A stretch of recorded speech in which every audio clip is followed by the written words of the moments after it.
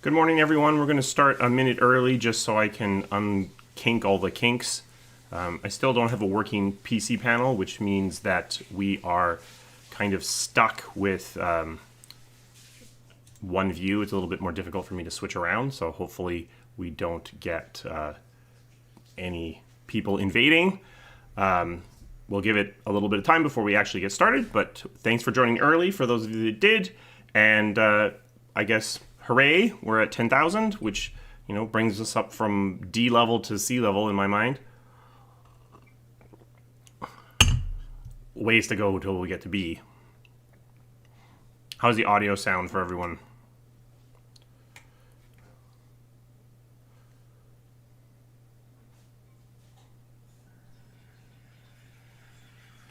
Good. Okay. I have my coaster, which is metal, right beside my microphone, so I'm guessing you're going to hear every single time I set my teacup down. But so good morning. It's 9 o'clock. I will do this very similarly to the way that I did this last time, but I've made a few changes just to try to streamline a little bit. As I mentioned before we actually started, my PC panel is not working, and then we need new drivers with the new version of OBS, so I have to manually change things. So if I'm awkwardly moving around and stuff, that would be why. Thank you for all the congratulations very much. And this is going to be long. We'll see if we can make it through this list before I collapse from exhaustion. Yes, those are all my 5th edition books back there. All my first, second, third, and fourth books are in the basement. I don't know if you can see it. I also have the 5th edition anime book, which I have not even cracked the spine of. I should really do that. Okay, so we have a lot. We'll get started. Caveats from before, I've stripped the names off of all these questions so I don't have to be worried that anyone's going to milkshake duck and turn out to be a terrible person. So if you asked a question, I have not edited it very much other than for length in most cases. I made one more dramatic edit in one question, but otherwise the question is pretty much as you typed it into whatever platform you did. So the typos are yours, sorry. And if you have bad capitalization, that's your fault too. Sorry. I did fix the capitalization on a couple, but then I decided not to anymore. So I guess you're welcome for anyone I did. Sorry, I didn't fix it for anyone else. I've split it into 3 different sections. We're going to do all the questions submitted through the Discord, who are my members first. So if you want your questions at the beginning of this in the future, become a member. Then we'll do all the questions that were asked on the channel through the 2 posts that went up. And then finally, we'll do all the questions on Twitter. So we're basically moving further and further from the sort of nexus of the channel as we go. So starting with the members' questions. What game moment has the longest lasting effect on you as a person? That's an interesting question because I think it really depends on what we mean by that. The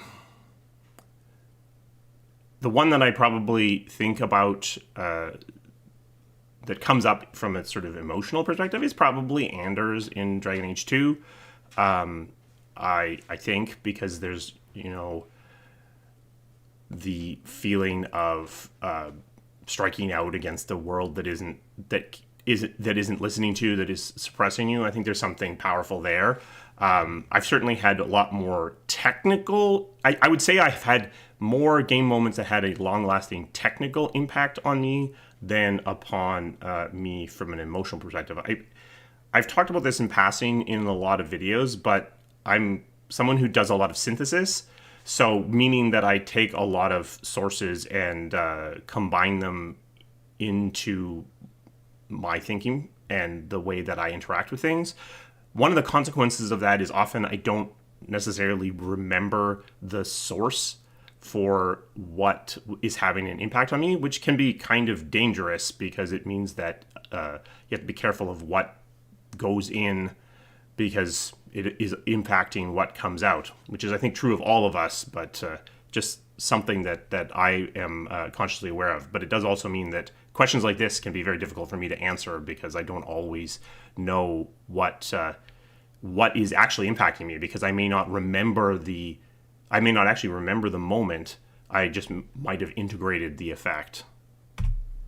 So we'll stop after every question to see if there are any questions from chat, but there aren't. So feel free to ask any questions as we go. I will answer them as we go, because those of you actually watching this thing live are going to that concentric rings of integration, are the closest to the channel at the moment, at least. I saw a gamer discussion today about why so many female protagonists in games now. How would you respond to this? You know, when you actually look at gaming back in the 80s, there was a very diverse representation in games. I think in part because back then, the industry hadn't decided what a gamer was, and so was feeling around and throwing a lot of things out at the wall. I don't particularly feel like the percentage of female protagonists has gone up that much, but if it has, that would be, again, because the video game developers feel like this is representing their audience better. Certainly, we are nowhere near 50%, and if the goal is to have video games have a 50-50 representation of gender, which from a player's perspective, then you would expect that we would be targeting that. I don't think that is necessarily the goal or even possible, but I think as we try to expand the audience, you're going to see more female protagonists. I don't feel like there is a inordinate number. I mean, I assume that this is coming from things like Horizon, but this is like when you go back, like, yeah, like someone mentioned, Samus in Metroid is female, was a woman back in the day, way back when that came out. So this is possibly a return to norm after a long time in the military shooter wasteland, or possibly just confirmation bias. You're seeing what you want to see. Okay, so I see a question in the chat. Do you think someone could become a video game producer if they have software management experience in the IT industry? Is there enough crossover in the roles? It depends on what you mean by producer. I guess the short answer is absolutely. The long answer is if you're looking to do project management, then for sure, almost all of the project managers at BioWare either have no former experience or project management experience in a different industry. If you mean producer, like what I did, absolutely still, because I'm not formally trained as a producer. I'm a software engineer that was my job when I started at BioWare. So there's definitely a path there. Producer is a funny one because you're kind of it's so poorly defined at so many different places that you have to kind of find your own way to a large degree. What can I do with a 6.5-hour layover in Calgary Airport? You don't have to answer that, question mark. You put the question mark in the wrong place. Honestly, I'm terrible at layovers. So if you are fine, I would just stay at the airport and be sad that I had a 6.5-hour airport layover. I don't actually know Calgary very great. They have a very amazing tabletop and board game store, but I don't actually know where it is in relationship to the airport, to be honest. The airport, 6.5 hours actually gives you enough time to drive from the Calgary airport to the Edmonton airport and back. But don't do that. That would be a terrible waste of your time. Oh, it turns out the thing says, now would be a good time to insert ads. Well, we're not inserting an ad. We just got started. It's been 8 minutes in. See if there's anything else from chat. What are your thoughts you've heard from Series S and other developers? I am not aware of that controversy, so I cannot answer that question. Sorry. So Gabe asked this question. So just to be clear at this point, which if this doesn't make it obvious, I didn't filter out any questions this time. Which boy from Mr. Love's Queen's Choice would you date? Gabe asked this question thinking I wouldn't answer it, and they are wrong. The answer is Victor. Of course it's Victor. So I won't give any context. No further questions on that one.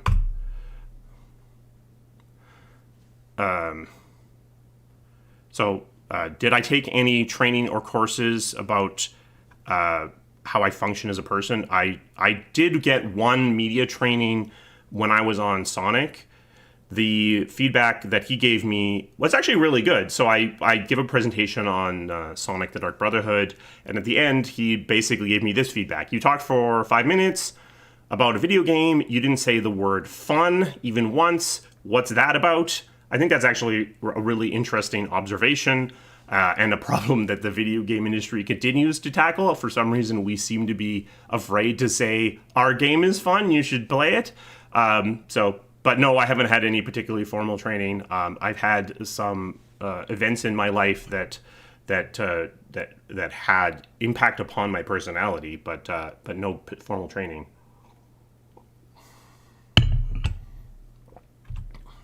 As a dev who worked from a company with a focus on really good NPC characters, how often is the expectation on who would be liked best met with reality?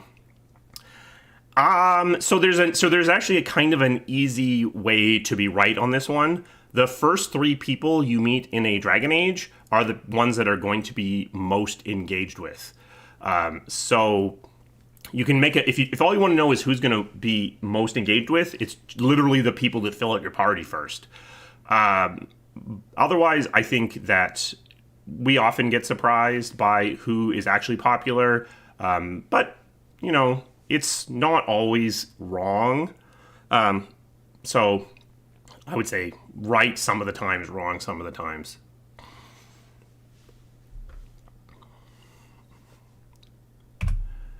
So another question from chat: would I ever return to working at a studio? And if yes, why? So I have been doing some consulting for some bigger companies. I'm very expensive, so not a ton, but I have been doing some of that. Would I return into a leadership position? I mean, never say never. At the moment, I'm not thinking that I would. Much more likely that I would climb back up from the bottom through the indie space. But you know, the actual answer to why would I at the moment would be financial. It would be because we now live in a world of fairly aggressive inflation, and certainly YouTube isn't paying the bills. So that would be the reason why it would happen if it did happen.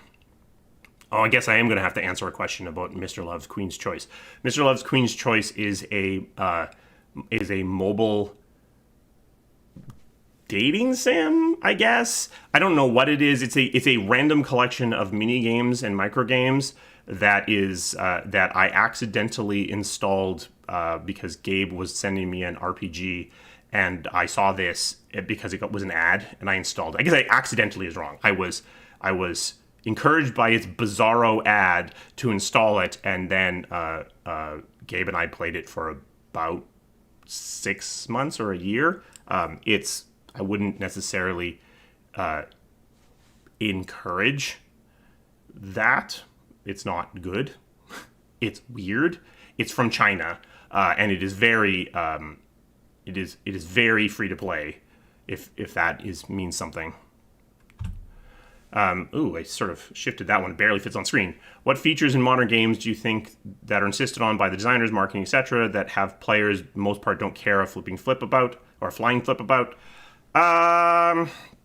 So I do think that we are getting increasing burnout on free-to-play and MTX.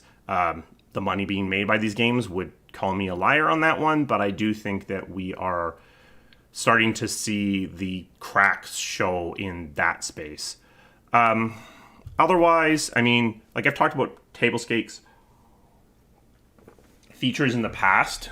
So things like mounts in a lot of fantasy games are essentially a feature that people don't care about, but they do care about.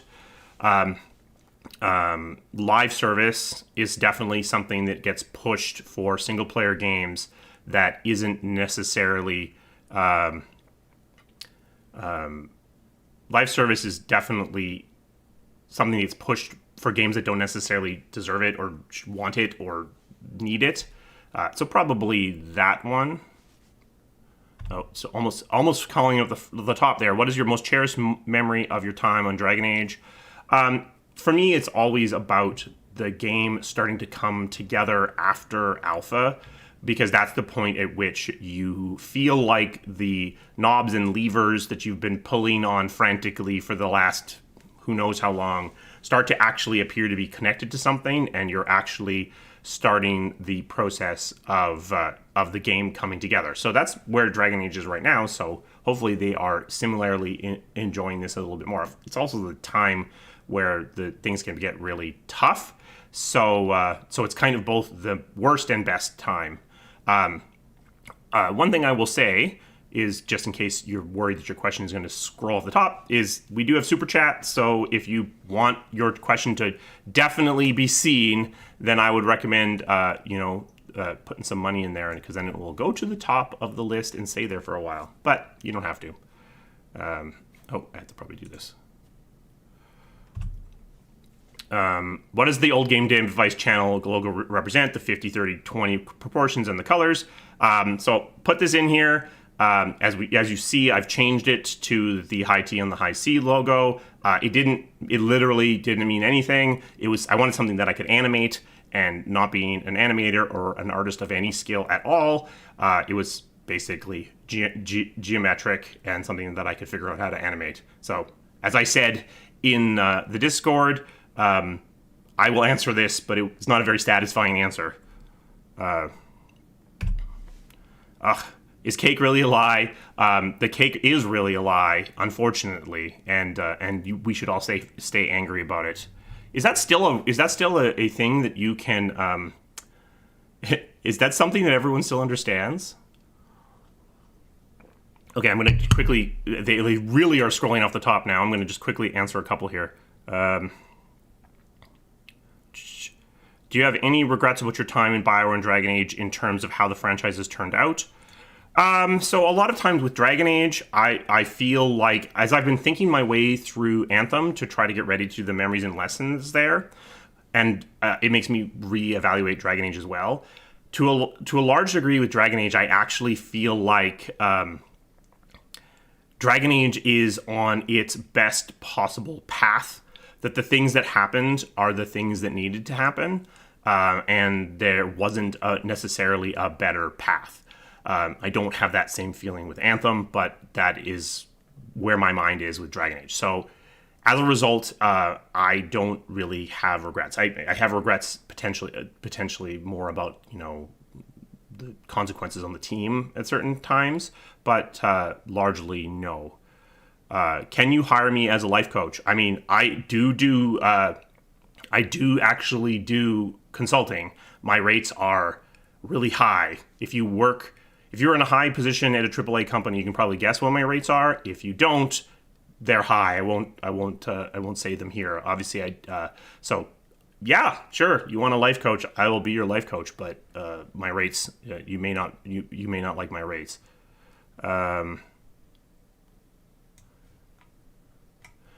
Okay, I'm gonna just go until I hit the first, into Julia's first super chat here.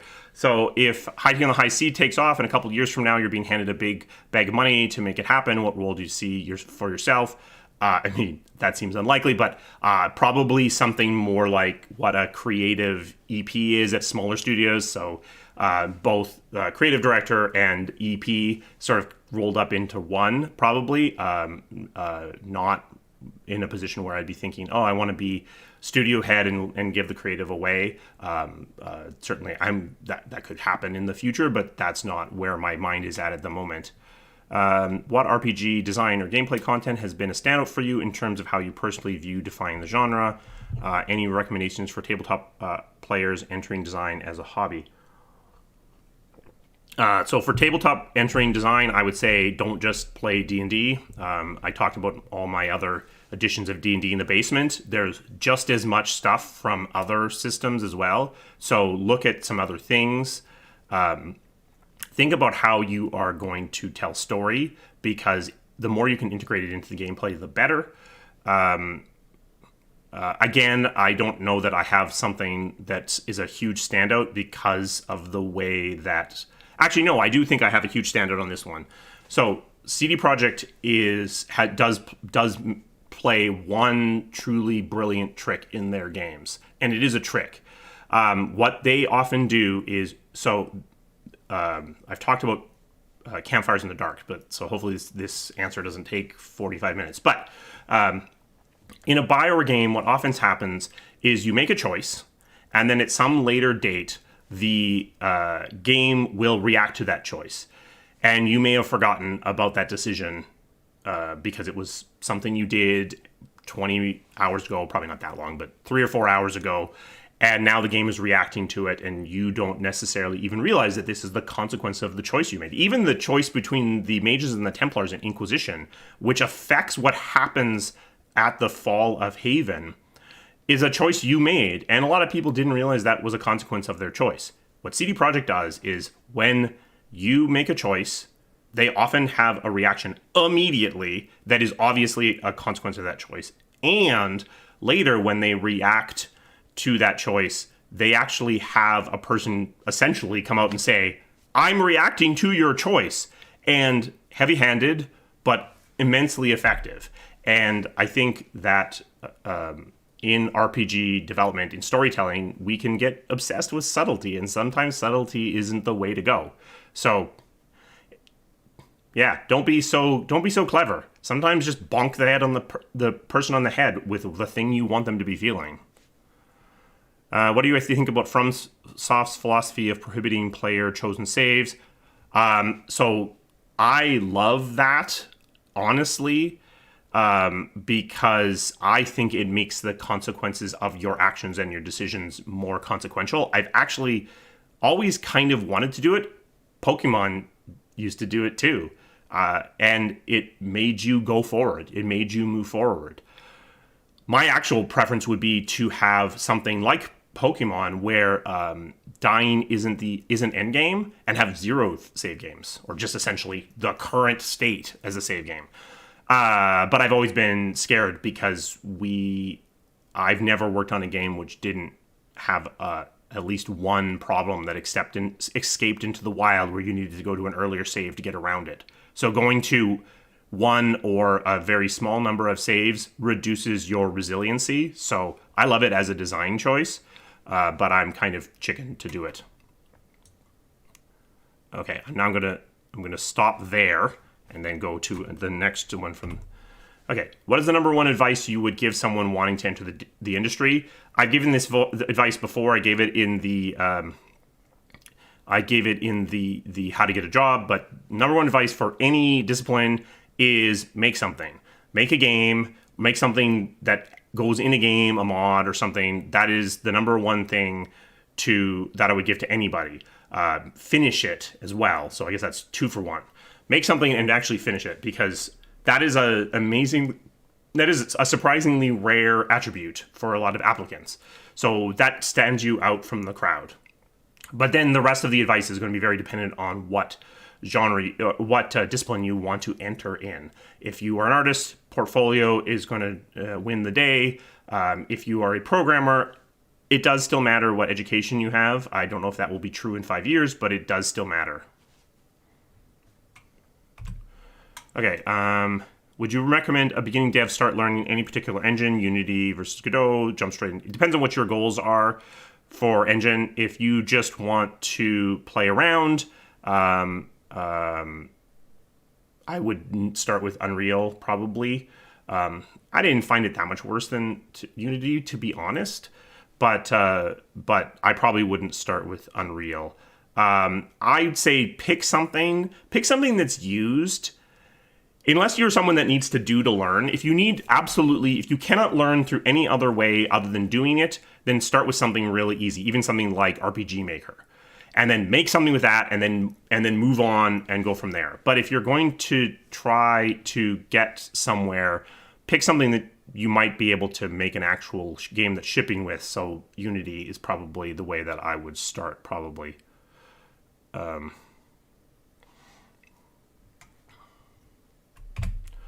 Oh, okay, yep, some of these are going to go off the side. Well, too bad. Has a video game bug ever caused something to become a full feature on a game you worked on? I'm sure it has, but it was probably at a pretty tactical level. So I can't think of one offhand. I'm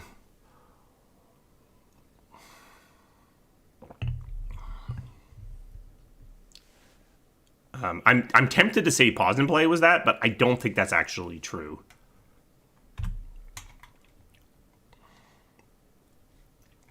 Is the medieval fantasy theme still relevant today, or futuristic sci-fi will gain more popularity? So I did a video about genre accessibility. I think fantasy is so well known that it is actually a very easy. It's a very easy genre to make a game in because you kind of just have to explain how you're different. Sci-fi, which I actually really like, and I think there are some good things from the state of society that sci-fi can do that fantasy games has more difficulty with, because it can kind of be a little bit more obvious in some of its themes. You often need to explain so much more. So these things can be cyclical, and I think they are. And I do think we're seeing sci-fi come back with things like The Expanse and shows like that. But right now, I think we're in a place where there's a lot of fantasy, and it'll reach saturation, and then the sci-fi games and sci-fi shows will start to gain some of their will start to gain some popularity as well. So don't give up on sci-fi yet. I love sci-fi.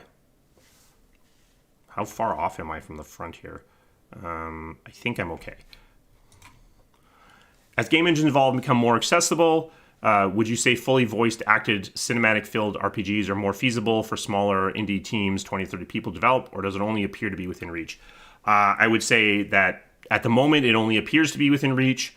Voice acting is expensive. Cinematics are expensive.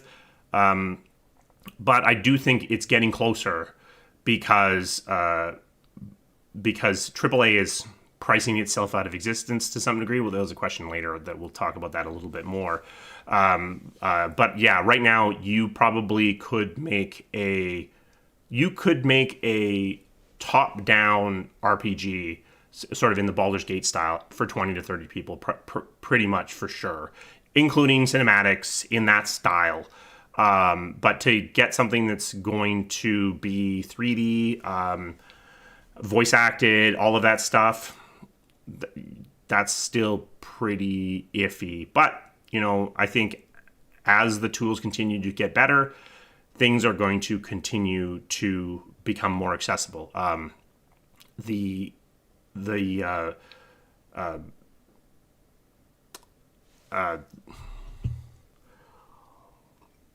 Cinematics are infinitely easier now. We're still in a world where effectively video games are inventing their cameras every time they release a game, but it's becoming less and less true.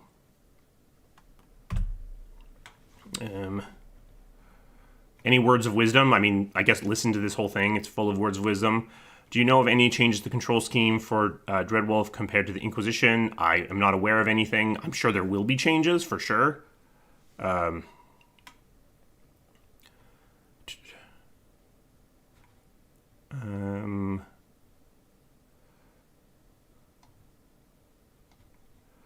there any excited? Are you excited for any particular game that's coming out in the near future? I mean, it's weird for me because I always look at games through a dev's lens. I don't know if that will remain true for the rest of my life, but it's still true now. So things with interesting looking designs or interesting looking designs or bits of tech often are the ones that catch my eye, as opposed to the ones that really get me excited about playing them, if that makes any sense. Okay, well, I'll just catch up here. What's your opinion on the Xbox Series S console? This question's not asked by Kotaku. I mean, there's nothing wrong with it. It makes the console more accessible. It means that despite having the weaker hardware, Microsoft's staying in the fight this generation. What are your biggest mistakes you see art departments, art directors make on your games and your observations of the industry today? So yeah, and then an ask for more video game art. I've had a couple of video game art videos on my list for a long time, and I've never really felt like I was in a position to be able to do them. I'm not an artist, as hopefully you all know. And am I all fuzzy? I'm not an artist, as hopefully you all know, and so as a result, it's more difficult for me to do these.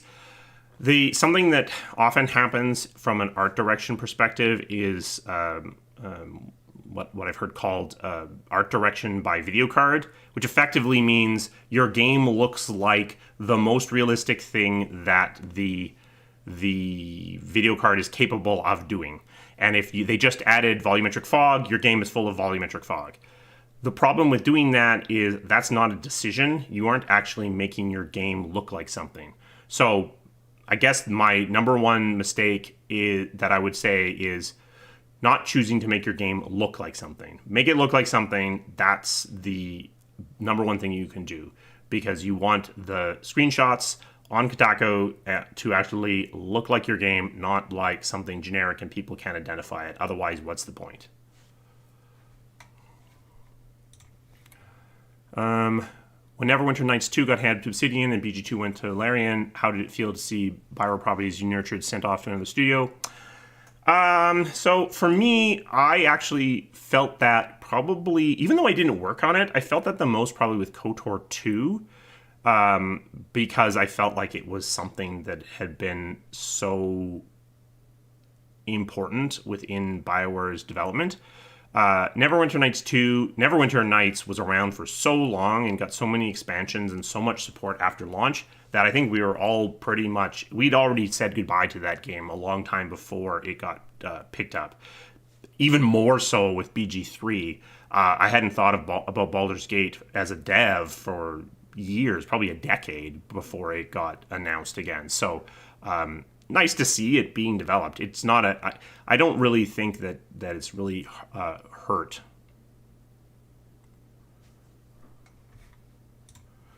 As a developer, was game feel a big topic in development, and how would you communicate about or feedback on game feel? Yeah, it is a big topic, and unfortunately, it is an area where I think as an industry, we still struggle, and I think BioWare in particular, just because of our history, doesn't have great language to talk about it. Some of it is, I assume when you're talking about game feel, you're talking about the second to second feel, not the grinder feel. But if not, let's back up a second here. When you're talking about game feel, you kind of need to talk about it at a various time horizons. So at the smallest level, the frame to frame game feel is what's going to determine how good, snappy your game feels. How responsive, how reactive to your input. This is a place where fighting games need to be perfect, shooting games need to be good or great, RPGs need to be okay. Then you go up to second, and you need to feel like if you're being overwhelmed with information, if what you're doing makes sense, or if you're just kind of button mashing, and then you can go up to minute, hour to hour, and all the way up to the game as a whole. So that's one way to talk about it, is talk about it in these segments. But talking about information flow, talking about feel, it's mushy. There's some math you can put around parts of it, but it can be pretty mushy. What is the limit of optimization in a game? How much can you optimize a game to run on very old platforms? I mean, I've seen some people that do this. There's some channels on YouTube where people optimize old games to literally run on the worst piece of hardware they can. It depends on what you're going to accept. So for game development, it's two things. One, there's usually a line that we're not willing to cross from a fidelity perspective. And then two, there's a limit to how much money we can spend on the optimization in order to make it run on really old hardware. And then there are actual hard limits, because each creature you have in a game needs to have time to update its AI and do that. So you can't take it forever, because unless you're starting to get in really deep and start to strip out creatures and stuff, in which case you're not really optimizing the game. You're porting it to another piece of hardware. So you can make anything run on anything if you have no fidelity constraints whatsoever. But that's not really true, is it? I mean, you see people getting Doom running on pregnancy tests and like just banana things. I question whether or not all of these are actually running on them, or if they've just made the renderer work. But there you go. I just quickly going to back up here.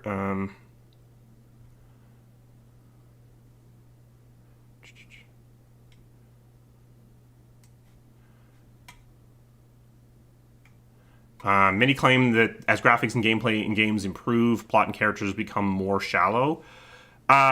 So there is some truth to that. I think what it is that visual fidelity comes first, and then character and storytelling fidelity comes after. So what happens is you go from a world of 100% text and 2D, and then you go to 3D, and suddenly you need to have cinematics and voice acting and staging, and suddenly it gets so much more expensive to do everything. So as a result, often the storytelling and the characters becomes more shallow. Now the impact of that storytelling can go up by a lot. In fact, it does go up by a lot.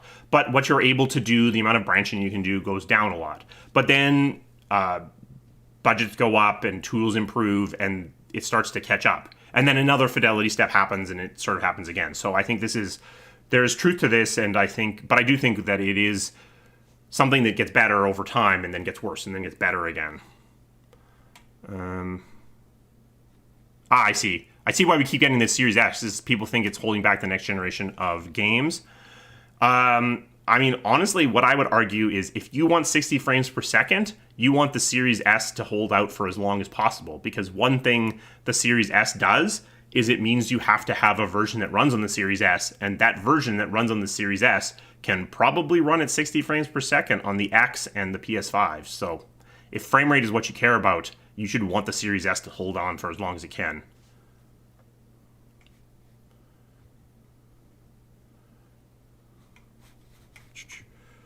Whoops. Okay, even though game engines are more accessible, the time and money required to make AAA games are going up. Do you think there's a point in which this model breaks down? I think it's in the process of starting to break down. I think budgets have gone up and up and up and up. Complexity has gone up and up and up and up. It's not linear. A team of 200 people is not twice as hard to manage as a team of 100 people. It's probably 4 times as hard. So as budgets have gotten increasingly bigger, and teams have gotten increasingly bigger, and complexity has gone increasingly up, it's gotten harder and harder to manage this. I actually think we're in the process of it breaking down. Now, what will that mean? Does it mean we'll just stumble for a while and then find a new footing and keep going? It might. I hope not. I hope we kind of pause, but we will see. Would it be possible for me to record conversations with fellow developers? So I've thought about this a lot, and maybe we'll do it. I am not a good interviewer, not something that I am comfortable with or actually good at. So maybe, but not at the moment, because I do not feel up to the challenge of becoming an interview podcast. How do I feel about the CRPG revival and its potential impact on future AAA RPGs like Dragon Age? I think that what we're actually seeing is the AA's moving into the space that's been vacated by the AAA's. I suspect it's not going to have a ton of impact on AAA RPGs, to be honest. I gotta scroll down because we've gotten a bunch. I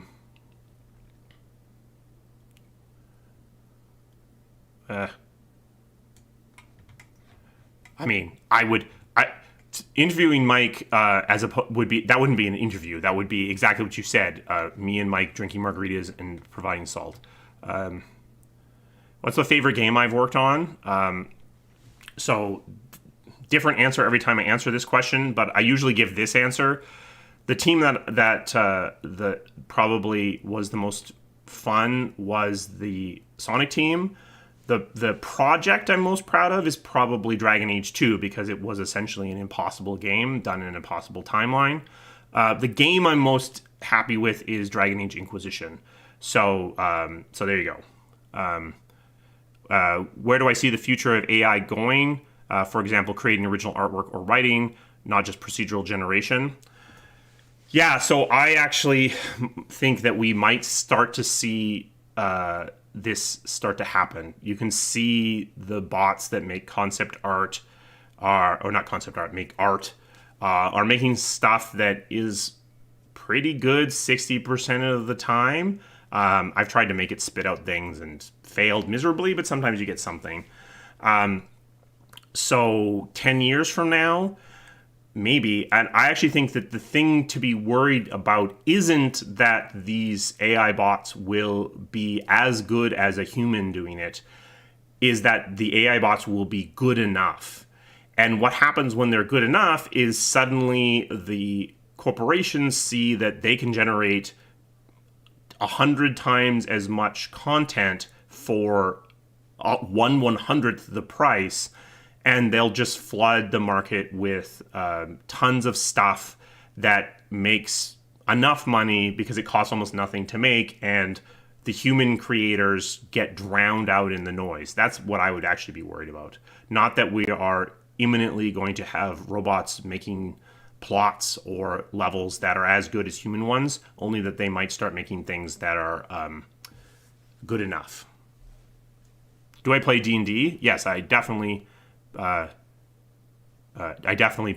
D&D. I'm running a 5th edition campaign with my family, and then I guess I'm DMing right now. I guess I'm DMing two campaigns right now. Would you be interested in coaching, talking to newish development teams and giving them advice on how to run a project? I mentioned this before. I actually do. I do consulting work for both AAA and indie. Indie gets a pretty steep discount, but yeah, absolutely. If you are interested in that, you can reach out. But be warned that even the indie price is maybe higher than you're expecting. As I said, the AAA people probably have a pretty good guess. Even with the discount, the indie people have often been surprised.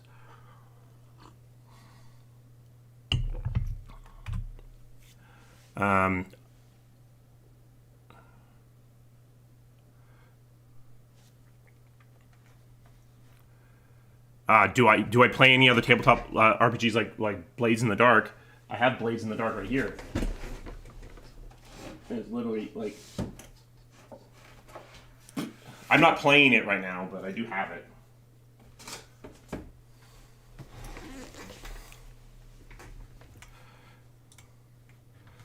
Okay, so market outlet for the next financial year. I don't actually have a good prediction. So I'll tell you this story. I have several times tried to predict what the stock would do when we worked with Interplay. I tried to predict what the Interplay stock would do. When we worked with EA, I tried to predict what the EA stock would do. I have a 0% track record. Even when I tried to, even when I knew I was always wrong and then said, okay, then it'll do the opposite of what I think, I was wrong then too. So I would not take my financial advice on the movement of game stocks at all. I would say that games have historically been pretty resilient in poor economic times because they actually are pretty good value for money.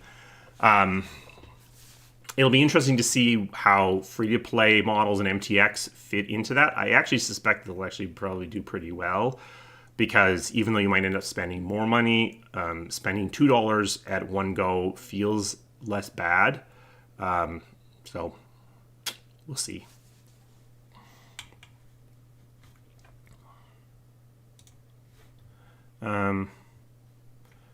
So why is Darrah so strong and short-tempered? So that is just because that's what I made. I was basically doing game design as a programmer there, and maybe didn't know how balance worked very well. And the inspiration of the tombstones, I suspect it's coming from like old. If I remember, it's coming from really old games, like Atari games, where they didn't have credits and they were hiding credits in different places. I think that's really the inspiration on that one.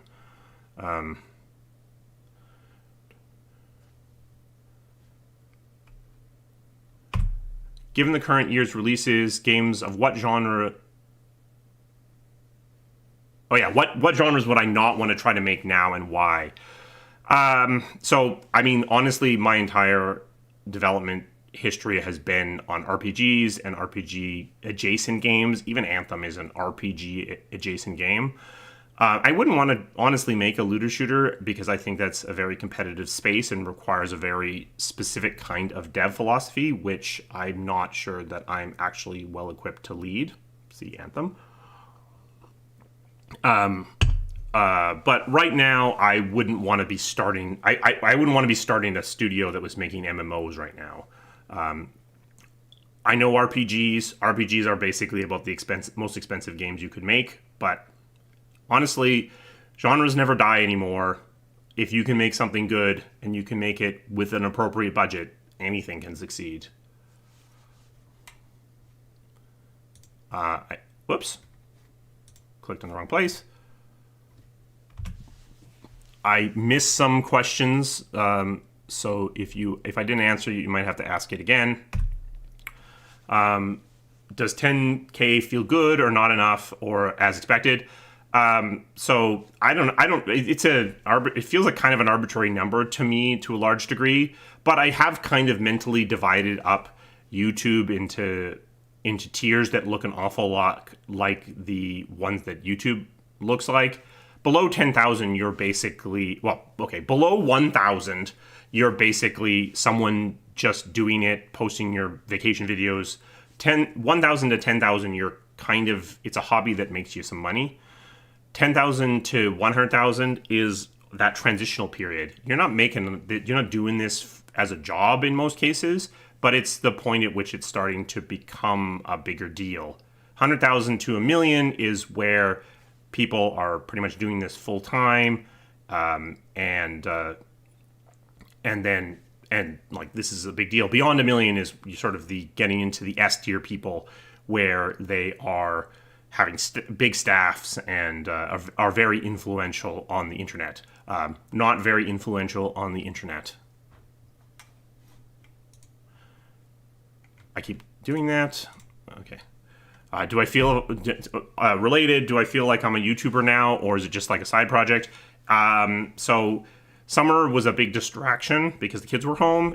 So I basically only did YouTube over the summer from the perspective of like work. I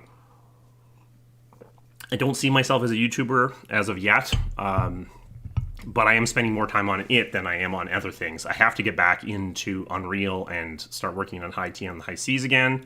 But yeah, this is definitely, I am not making a living at this, if anyone felt like I was. How does the industry feel like to you now versus when you made your channel? Any changes in perception, especially after a solid year of making educational videos? So interesting question, because it's a very, very short time horizon, because I started February of last year. I do actually feel, so it's interesting because I do feel like the industry is finally starting to tackle some of its darker internal secrets, like about representation and then about abuse and about crunch. So maybe things actually are starting to get better.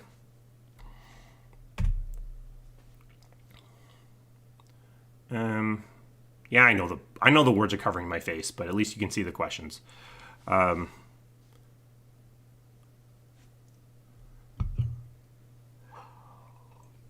Companies are paying more and more attention to the socials where loud minorities are overrepresented. Is there a risk that companies will start giving too much weight to these few loud voices? There's always a risk when you are in an echo chamber, because someone who is choosing to tweet at you or put a comment on your video, that is a minority upon a minority. So I guess to some degree, that is always a risk. What influence do you think D&D has on Dragon Age? So, I mean, BioWare is a D&D studio back in its past, and that's what Baldur's Gate is. Dragon Age Origins was definitely trying to feel like Baldur's Gate. So I definitely think it has had an influence in it from its conception. Now I think it isn't actually as influential as it once was. BioWare used to be made entirely of people who play D&D. Now it's made entirely of people who play RPGs. So so it's not as influential as it once was, but it's definitely in there. Using the analogy of human life phases, which phase do you think the video game industry is in, and why? Ooh, like a 6-year-old, maybe. I think it's got a lot of figuring out to do. If you look at the movie industry now versus the movie industry in the 1930s, they are very different animals. Give it another 90 years, I don't know what the heck the video game industry is going to look like.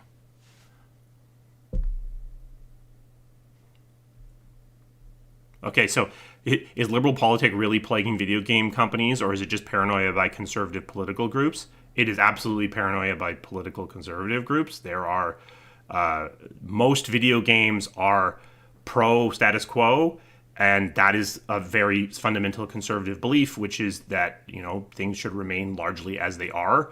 That is most video games. So, if anything, the messaging is on the other side of that. My favorite edition of D&D. If you're making a game using D&D, a computer game, I would actually say 4th edition is actually the way to go, because it's kind of an MMO in paper form. I'm currently playing 5th. 5th feels a lot like 3rd to me. So I guess the actual answer for me as a player is probably 3rd. It's the one I knew the best and could make dance to my will. But I definitely am enjoying 5th as well.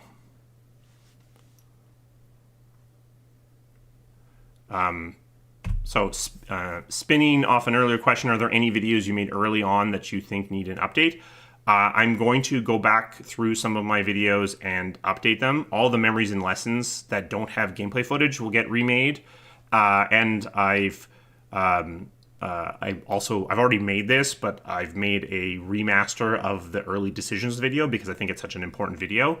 As I go through, I'll rewatch them, and I suspect some might deserve to be taken down and recreated potentially. I think it's a good question. Are there any YouTubers that inspired you? I watch YouTube pretty broadly. I don't know that I have a very good answer to that. Thoughts on Starfield? We'll see. I mean, I think it fits into Bethesda's strengths really well, so I think it should be good. In an ideal world, what would you like the video game industry to look like? I don't know that I have a great answer to that. I have been thinking about what the video game industry would look like if it was more like the movie industry, meaning you spin up a company to make a game, and that company exists for the length of the game. I'm not sure that that's better. It might be way worse, but I do think that might be what the industry looks like in a little bit of time. It might open up the industry to more creative and crazy ideas, but I'm not sure that everyone being a temporary employee is what any of us really want.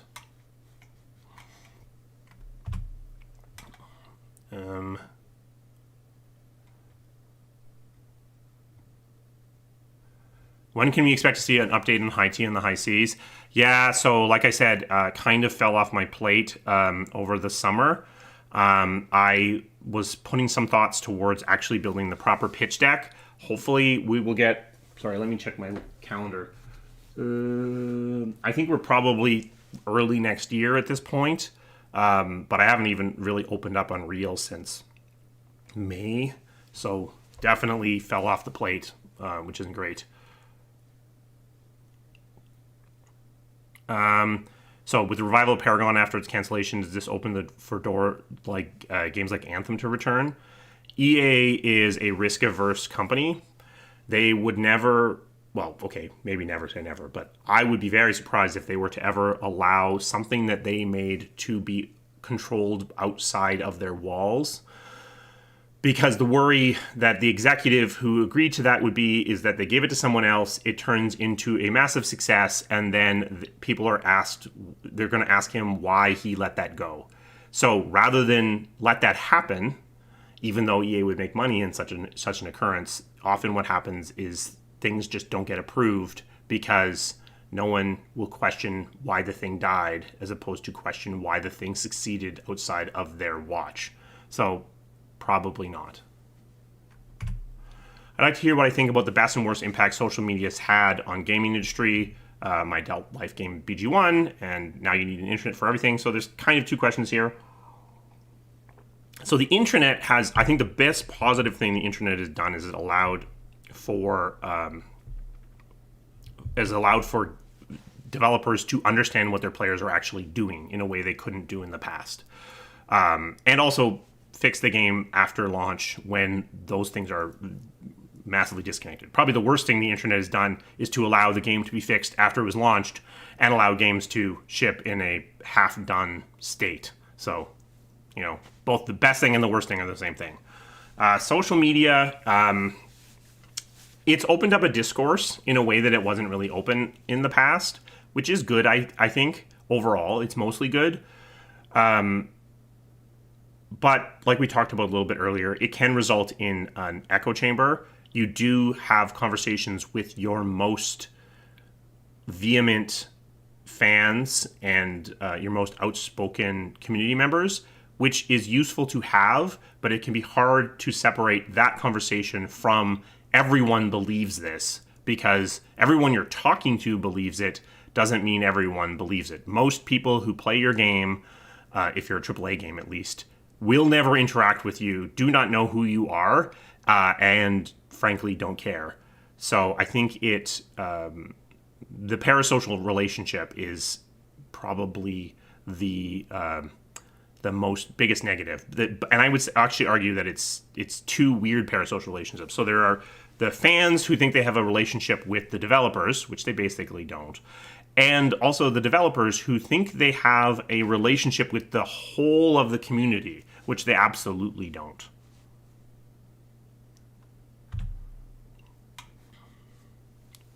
I have tons of second edition stuff, but I actually bought most of the second edition stuff as an adult. So I'm going to quickly thank all of my members. So if you are interested in becoming a member, there's probably a link down below this one as well. Being a member gives you access to the Discord, so all the questions we just asked were asked on the Discord.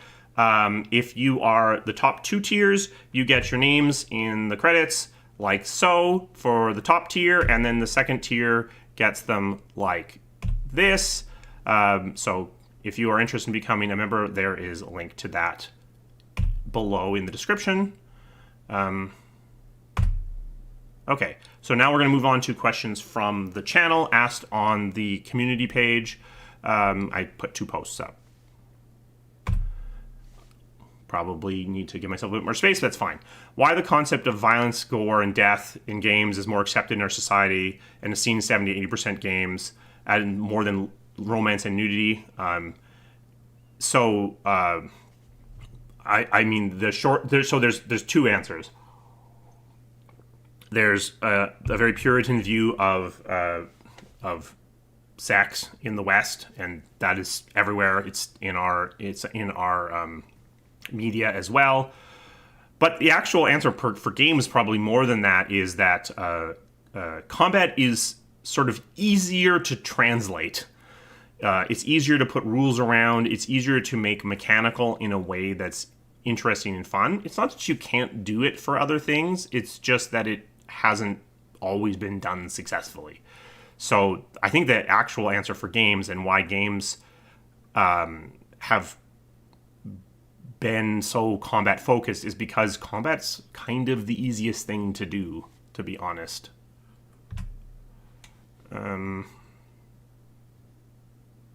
Oops.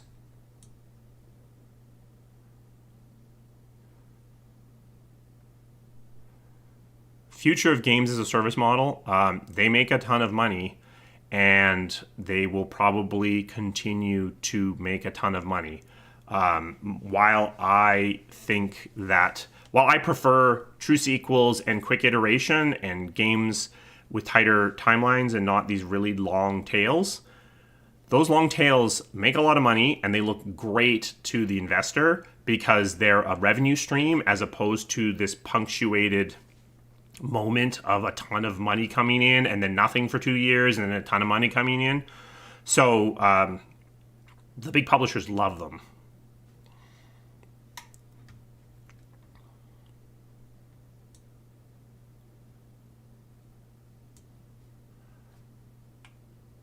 What is my opinion about mobile game monetization schemes in PC and console games? I mean, it's just microtransactions and free to play.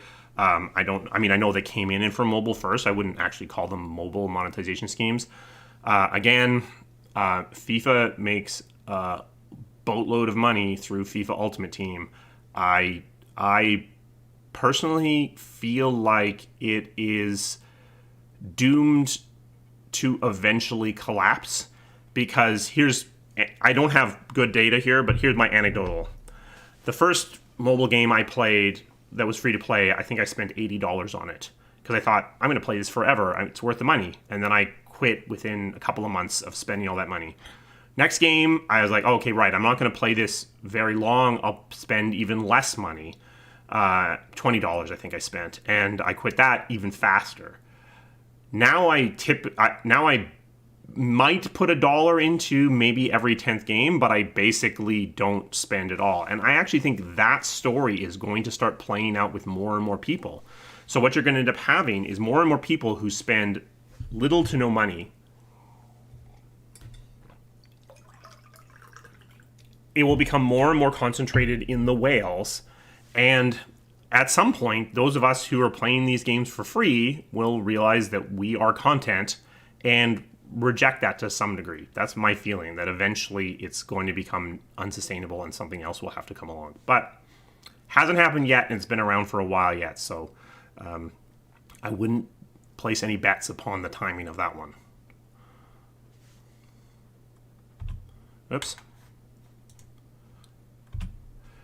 I will be celebrating briefly. I'm wearing my You May Now All Celebrate Briefly shirt, even though I need to get a different colored version of this because the black on the green is basically invisible on the camera.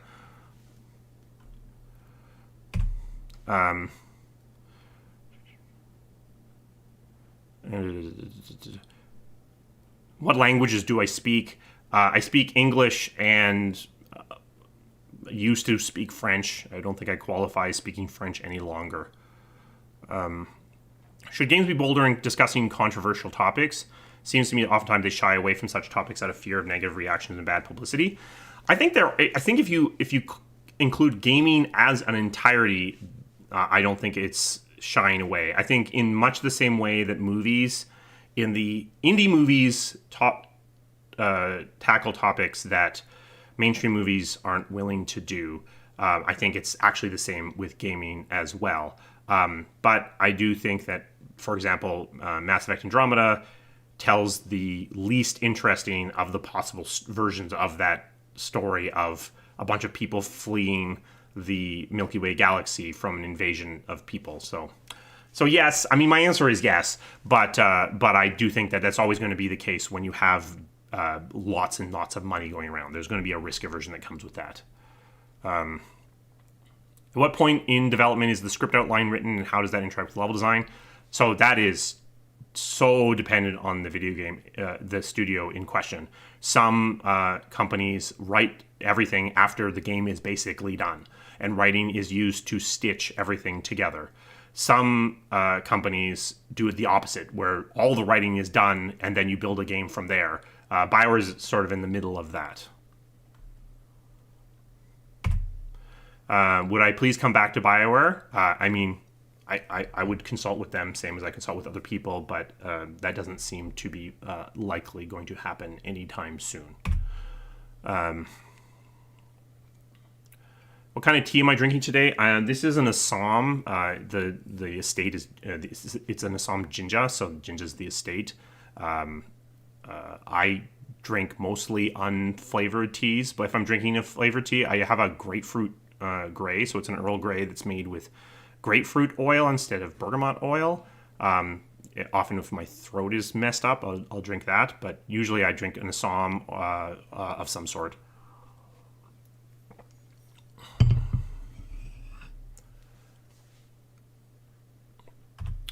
What do I think of the likelihood that I could revive the Anthem project if I work my way up the BioWare career ladder? I don't think it's very likely. Once EA distances itself from something, it's very unlikely to want to spend money on it again.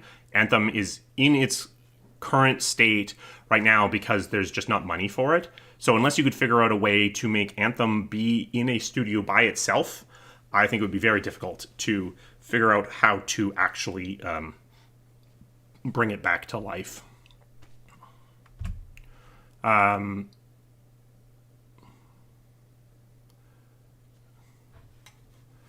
So I thought I saw something about... Yeah, so Inquisition was originally planned to be more Wicked Eyes and Wicked Hearts, more intrigue than battles. I don't remember that, but maybe. I don't remember that. What are my thoughts on industry consolidation? Is this a good thing, a bad thing, a neutral? Is Microsoft buying Activision Blizzard a net positive for gaming? I would say that it's probably a bad thing in the long run. Microsoft buying Activision Blizzard hopefully is a good thing in at least the short term, because it seems like culturally Activision Blizzard needs someone to go in there with a leaf blower and clean out the dark corners of the thing. But long-term consolidation is usually a bad thing, because once you have sufficient control, you start wanting to control costs, and it means typically creativity goes down, risk-taking goes down. So probably bad in the long term, maybe good in the case of Activision Blizzard in the short term, though. Yeah. What constitutes good writing in the context of video games? So, like I said, I'm not really qualified to answer this question, but like I said, I didn't take anything out. So, good writing is writing that makes sense, isn't too complicated, and is emotional. I think that storytelling should be done through characters as much as possible, because people understand humans. They don't understand causes or groups nearly so well. So, makes sense, anchored on a character.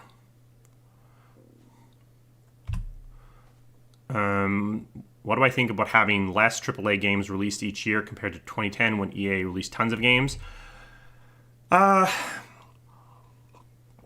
an interesting point, because when BioWare first got bought by EA, I can't remember the exact number, but I feel like it was releasing 46 games a year, and now that number is like 12. So similarly, like the consolidation, I think it results in less risk-taking. Probably not a good thing, but you also are seeing more people chewing at the edges of AAA, I feel. Surprisingly, right now, I feel like AA is quite vibrant. I don't know how long that will last. What has often happened in the past is that the AA studios have risen and then all gotten bought or all gone out of business. So I guess we'll see what we look like in a couple of years. Whoa, this one's really off. Music in video games before or after the game is finished. Does the music matter? The music matters a lot. And then how is it different from making movies, I assume it's supposed to be making music for movies and shows. The primary way that music for games is different from movies and shows is that you don't have full control of what's going on. So you need ways into and out of the different music stems at different places. This can be quite simple, where you just do a fade out and a fade back in, or it can be really complicated, where the actual piece of music actually has specific places where it's designed to branch out into different kinds of music. So that's the primary way that it's different, because you aren't in control of what's going on. The person writing the score is in control of what's going on. I think it's immensely important. It sets mood, and even if you're not noticing the music in the game you're playing, it's probably influencing your emotions, which is the point. What do I think about virtual reality? Is it a good development or bad for gaming culture? I'm far from convinced that VR is going to be ever anything more than a niche product. I don't think it's bad. There's nothing wrong with doing VR development. I just can't imagine it ever being the dominant platform.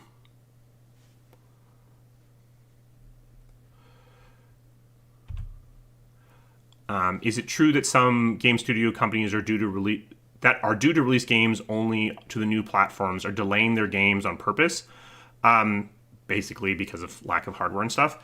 I have not heard this. That's not what's happening with Dragon Age. I guarantee that. So, could it be happening?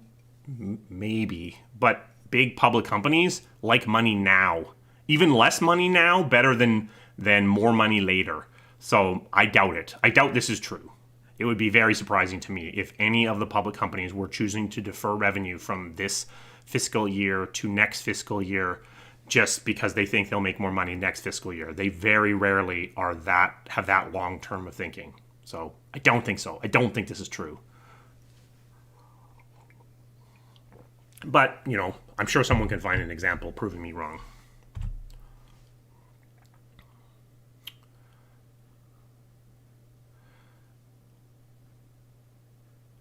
So can I speak to changes in remote work post-COVID and new opportunities for game developers outside the big hubs?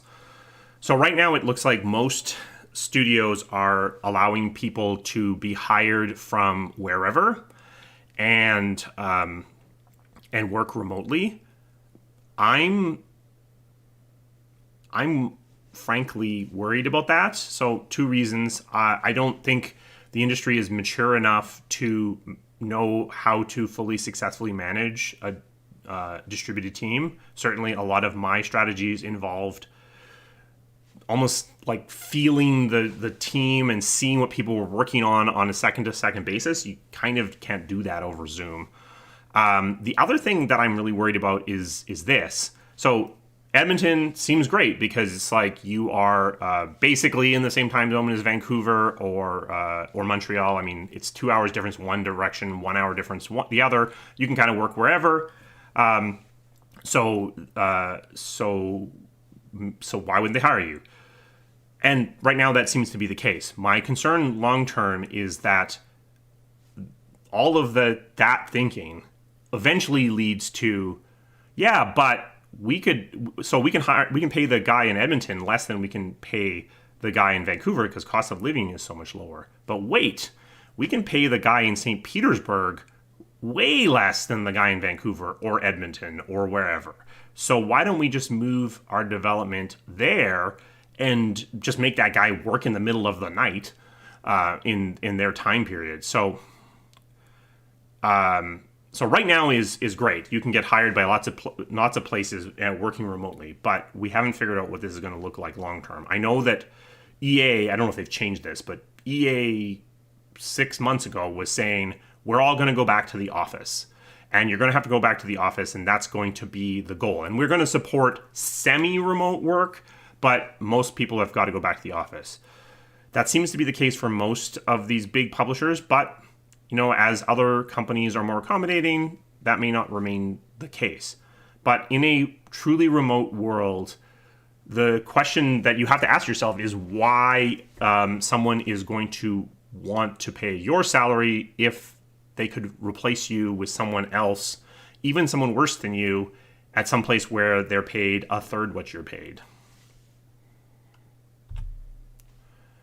Do you believe that prioritizing the usage of latest and greatest tech as soon as it becomes available comes at the expense of creating a much longer development cycle, greater project costs, and the continued decline of the game polish, or even completely reimagined finished games to keep the cutting edge as possible during long development cycles? Is this unsustainable? let me just say, yes, this is totally unsustainable. I do think that the industry is starting to have the conversation with itself where it's saying maybe we don't need to keep chasing better and better graphics forever. Partially it's because I think what's happening is that we're kind of getting this, to quote a very old Simpsons thing, we're kind of getting into slightly better to the max when it comes to new technology. The difference between a Gen 3 game and a Gen 2 game is stark. The difference between a Gen 4 game and a Gen 3 game, so you can play Inquisition on both Gen 4, which is the last gen, and Gen 3, which is the generation before, it's definitely there. But you're starting to see it's narrowing. Gen 4 to Gen 5, the best Gen 4 games look better than the worst Gen 5 games by quite a bit. So I think as an industry, we're starting to realize that maybe the incremental gains are shrinking. As that happens, maybe this starts to decline. But yeah, this is the worst thing from a technology perspective happening to the video game industry as a whole, is because this is what causes a bunch of the reinvention, constant reinvention that happens. So this is bad. This is a bad thing that happens is happening in the industry. What is the aspect of game development that is not considered as as important as it should be by developers? For me, that is actually finishing things. I know that seems really trite and obvious, but no, I mean, I do think that there is a sense of, I can keep working on things. It's 80% done, so we can just keep the door open and keep fiddling with it forever. But the reality is, in most cases, 80% done, you've spent at most half of the actual effort required. Finish the thing, lock it down, be done.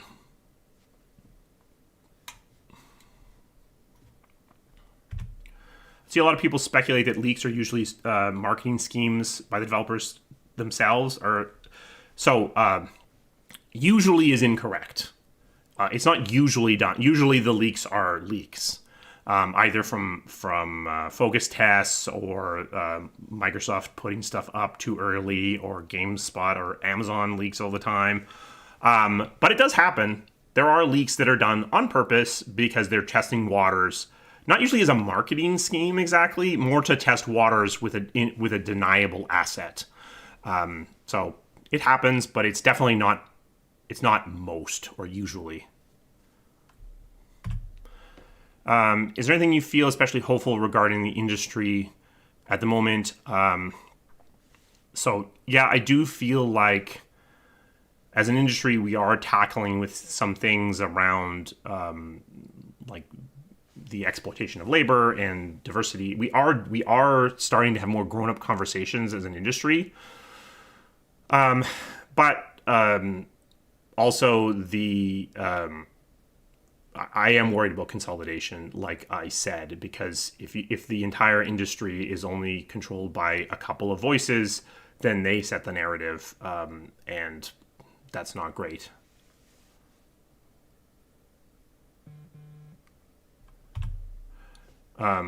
Is there a time when some people in the company, maybe artists, don't have tasks to do and they can wait for months? Not at BioWare, because of the way that is structured. There's always tasks for people to do. Part of the reason why project management is a discipline is to keep this from happening. But at places that have huge central teams, like Ubisoft, for example, I've heard of people that are hired by Ubisoft and then just sat around for 6 months waiting for the game they were supposed to be working on to be ready for them to pour on. So at BioWare, no, this doesn't really happen. But at some companies, yeah, it does sometimes happen. What are my thoughts on the mild rise of the 4-day work week? I think it actually probably is going to be better long term, for the same reason why crunch usually ends up being a complete lie from the perspective of actual increased productivity. I suspect what we'll see once the data is a little bit more solid is that it's actually better, but we'll see. So sorry, just to go back to are we just going to start out? When I was talking about remote work, is that just outsourcing? So there is a difference, because with outsourcing, you are sending well-defined, ideally well-defined tasks to an organization. You are not typically outsourcing to an individual. If you are having remote workers, they would be integrated into your process more directly and would be team members, and then you would expect their interaction with the team to be the same as your interaction with the team as a whole. But I might actually turn around and really strongly agree with you. Some of the coping mechanisms that have been put in place to handle remote work have involved better descriptions of tasks, more rigorous documentation, things like that. At that point, if it's starting to look a lot like outsourcing. And at that point, then they really are starting to ask, well, forget even hiring this person in St. Petersburg. Why not just outsource it? So I would challenge the thing that they're exactly the same, but you aren't wrong. How many devs, artists, game designers were working on, for example, Dragon Age Origins?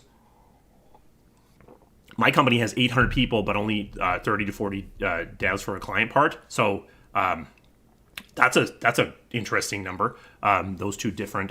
So Origins had about it was under 200, but like Inquisition crested 600 when you put everyone in there, including the outsourcers. So a lot more than 30 to 40.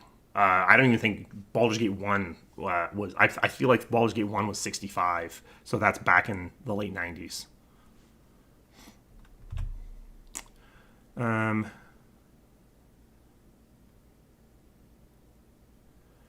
Yeah, so, I mean... and one thing that BioWare's had people working remotely with great success for... We're gonna get into the remote work discussion, but so with great success for a long time. But so here's what I've seen: person can work remotely because that person is largely responsible for them remaining integrated into the team. The expectation is that they are largely a self-starter. You can largely leave them to their own devices. They will get the information on their own that they need to work. Groups work very successfully remotely because then it's a big group. The communication channel is relatively small. There is a producer on both sides that talk to each other, and this group is self-contained. If you can give them a self-contained thing, the hangar in Anthem was built in Montreal, and they basically built it almost completely on their own with only a few touch points between Edmonton and Montreal. The place where I've seen it fail really bad is people working remotely, which is a bunch of individuals all over the place. The expectation is it's unclear where the communication responsibility lies. It's not to say that this is unsolvable. It's just that one person works great. A complete cohesive team that's all together can work great. A bunch of people scattered to the winds maybe can work great, but the strategies aren't always mature to handle that. If I could work on any intellectual property, including an original one of my own, I would definitely pick an IP of my own. I've worked with licensed IP in the past, and it's a pain in the ass for a variety of reasons. So even things I love, I wouldn't want to work on. And honestly, there's a certain amount of familiarity breeds contempt. So if you love it, maybe you don't want to know all the inside workings of it too much. How much info, if any, and how far in advance do large game companies get from Sony and Microsoft about upcoming console capabilities? And what do they just get to say? So it depends on who you are. Some of the really big players are involved in the discussion from the very beginning of the architecture. With Jade Empire 2, so basically as Jade Empire was shipping, we had it was literally a Macintosh. It was literally a Macintosh box that had a different video card in it that was an early version of the Xbox 360. So that was basically architecturally what they were imagining. So it can be years. It's usually years in advance for everybody that is in AAA, but it can be even further than that for some people. Okay, I'm actually going to push the the add button, and I'll be right back because I'm going to go to the washroom.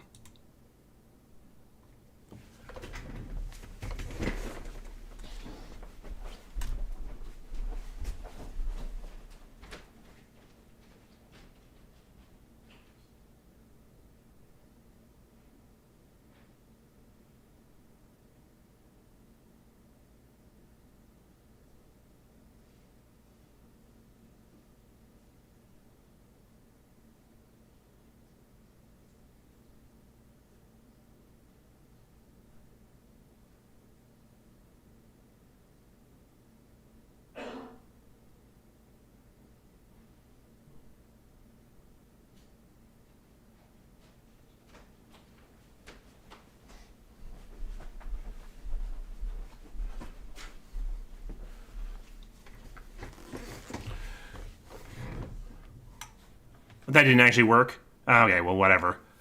So, it said it inserted an ad. Okay, so you just watched an empty set for 30 seconds? Oh, well, that's fine.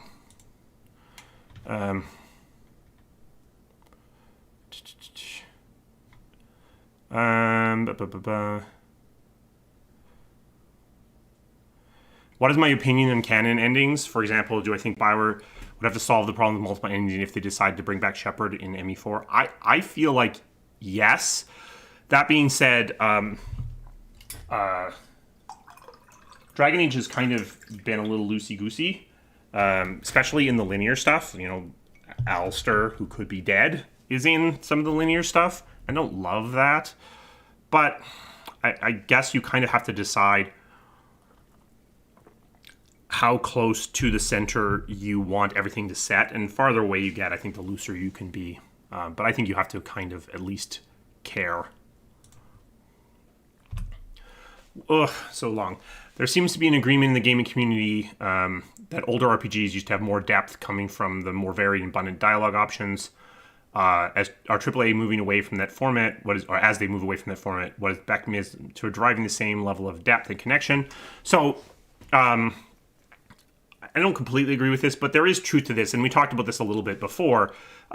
In the past, when you're 100% text-based, you can write a million, billion, gajillion branches, and maybe they weren't quite as true as you believed, but they were there. Now, because you have to stage things and do voice acting for it, there are going to be less of them. So I think that's the nature of the beast. Maybe in a pure AI-generated procedural world, that will cease being true. I don't know if I want to see 100% AI-voiced games, but maybe.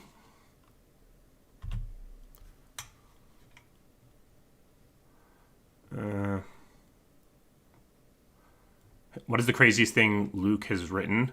I don't know. Luke has written some crazy stuff. The current themes circulating in games as a whole seem to be more generic and conversations are less thought-provoking.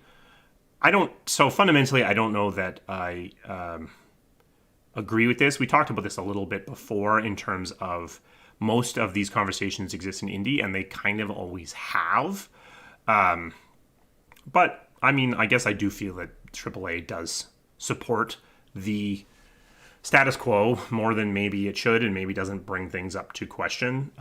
So I mean, there's something to this.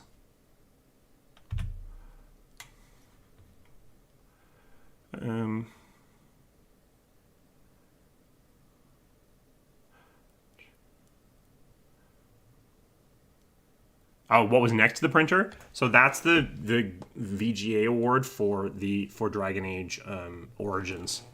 The one I fell on stage. Well, I didn't quite fall, but that lamp is something my wife bought me for Christmas. It's sort of shaped like a dragon. Or two dragons? Yeah, two dragons.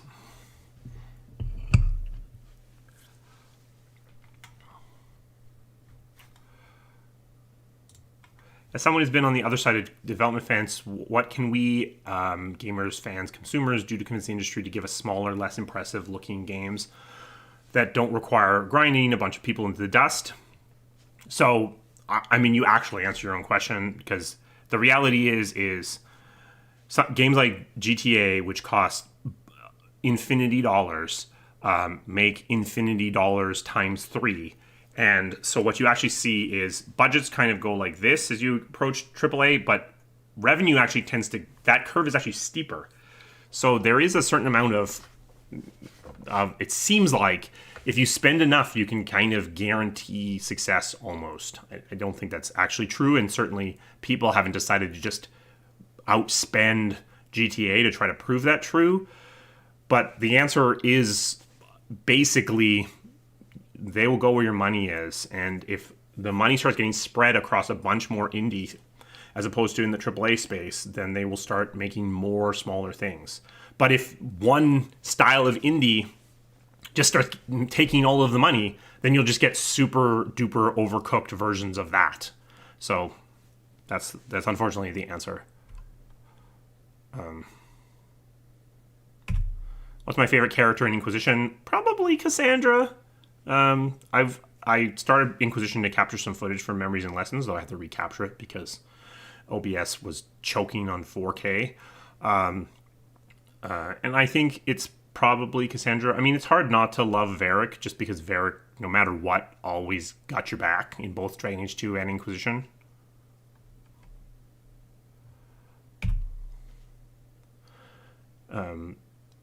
About free assets, are they meant just for hobby students, or is it fair use to use them in the project you want to sell? Depends on the asset. You have to check the licensing on that specific asset.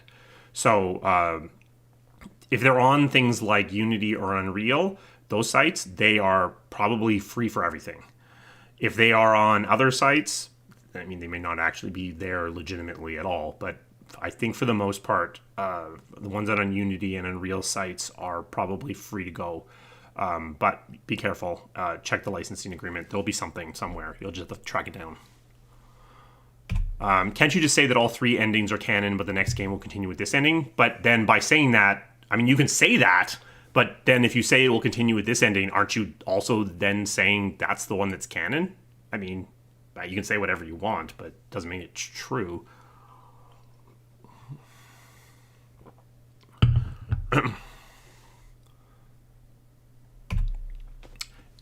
In your opinion, which BioWare games are the best objectively? Do you think some games are overrated by the audience, or do you mostly agree with them? I don't think games are objective. I know that there is a movement that rises up every once in a while that feels like games should be evaluated like toasters, but they're not toasters. They're pieces of subjective art. So I guess my answer to the question is games can't be overrated by their audience because they're for the audience, and therefore are the audience is always exactly right.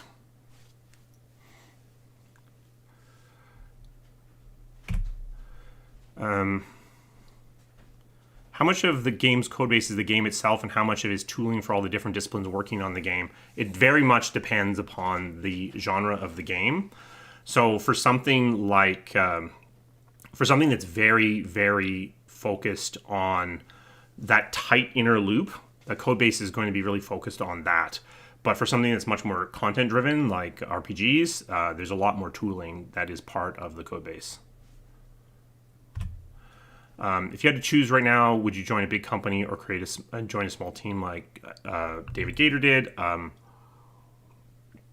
mean, neither at the moment, but I would. My skill set is leading very large teams. I'm not sure that that's where my interest is right now, though.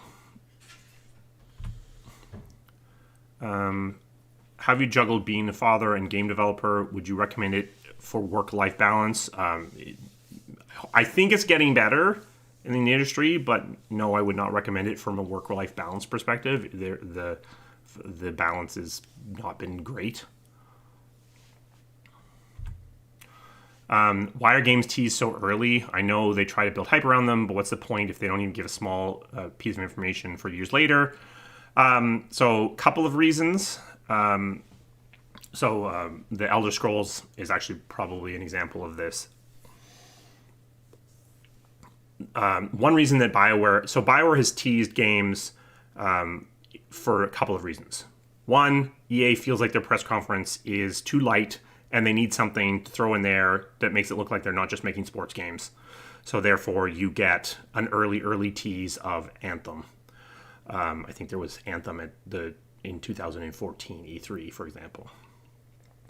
Or the team feels like they're going to get canceled. So by making an announcement, they make the game more real and make it much harder for the publisher to cancel them. That's the primary reason why Dreadwolf was at the Game Awards in 2017. Or because they feel that there is some damage that needs to be fixed, or some sort of conversation that's going to take a lot longer with the core, that they need to talk to the core and have it out there floating around for a while to kind of let the bad stuff settle. That happened to some degree with Inquisition, where it was out announced for a while, just to kind of let it all the bad gas around Dragon Age 2 dissipate. Or for the same reason that EA might decide their press conference is light. I think what happened with Elder Scrolls is they were worried that they didn't have enough stuff from Bethesda. They were worried that maybe Starfield wasn't going to go over very well, so they wanted to have something that people recognized just as an anchor to say, don't worry, we're still doing that. Do I think the higher up at EA have played BioWare games in their spare time? Some of them have. On average, if I take the C-suite as a whole, no. Since there are lots of leaks, I wonder if game dev companies do something to prevent such things. Do they make you sign in some sort of NDA? How harsh is the punishment? Do these leaks complicate your work? And what happens in the company after, for example, Jason Schreier releases his newest article? How does it have on the team, the working atmosphere? Do you think journalism is positively influencing the industry? That's a lot. So yeah, usually if you're working with someone, there is an NDA. Depends. So if you are doing a focus test, there's an NDA, and the consequence of violating that NDA probably is just you will never, ever be hired by any focus testing company ever again. If you are a contractor and working with a company and you leak something, get ready to get sued for big sued. So depends on the consequence, or it depends on really where it came from. But often with focus testing, we approach focus testing with the assumption that it is going to leak and try to structure it in such a way that it does the minimum damage if and when it does leak. But leaks are usually negative because usually they are going to change whatever context that was going to be there around this thing is missing. So Skyrim, the way that the number of armor, I can't remember exactly, but it was something about like the number of armors leaked, and it was less than what was in Oblivion, and the community freaked out. But the reality is they were missing context. So it usually has a negative impact. Do I think journalism is positively influencing the industry? I would argue that other than Jason Schreier, most of the industry doesn't contain very many journalists. Most of them are more like people who are reporting what the companies want them to report, which is great. It's actually what exists mostly in movies as well. There's not a lot of investigative journalism happening in video games. So for the most part, if what they're doing is reporting what the company is doing, they're not influencing the industry positively or negatively, really. Jason Schreier, as annoying as some of it can be, is probably influencing the industry positively. He's forcing some of these conversations into the light, which is probably what we need.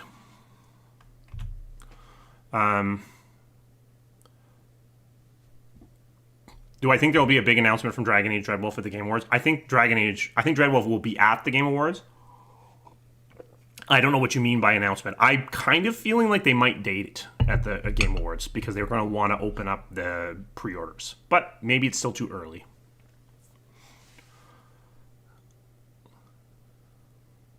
What do I think about giving players more settings they can use to alter difficulty? I think it's a good thing, but like you say, I think the problem is players have to engage with it to be useful. So I feel like we're missing something in order to make it something that people can use effectively.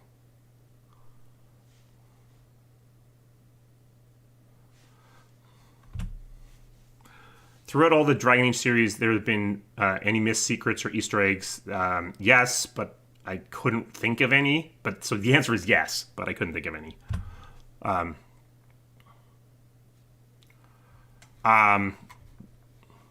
Yeah. So the question about is it true that EA didn't know BioWare was going to drop the Dreadwolf trailer?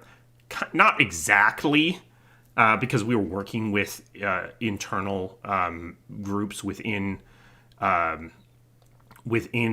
EA to get that thing done. So no, it's not really true, but the push was coming from BioWare more than it was coming from EA.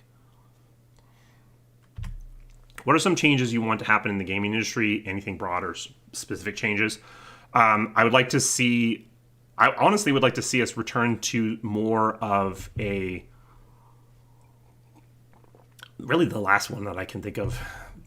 Something where you're doing almost a trilogy of games with relatively similar technology and content, and then you move on to something else. So I've talked about true sequels, more true sequels. I'd like games to continue their trend now, which is to getting a bit smaller. I think that's good.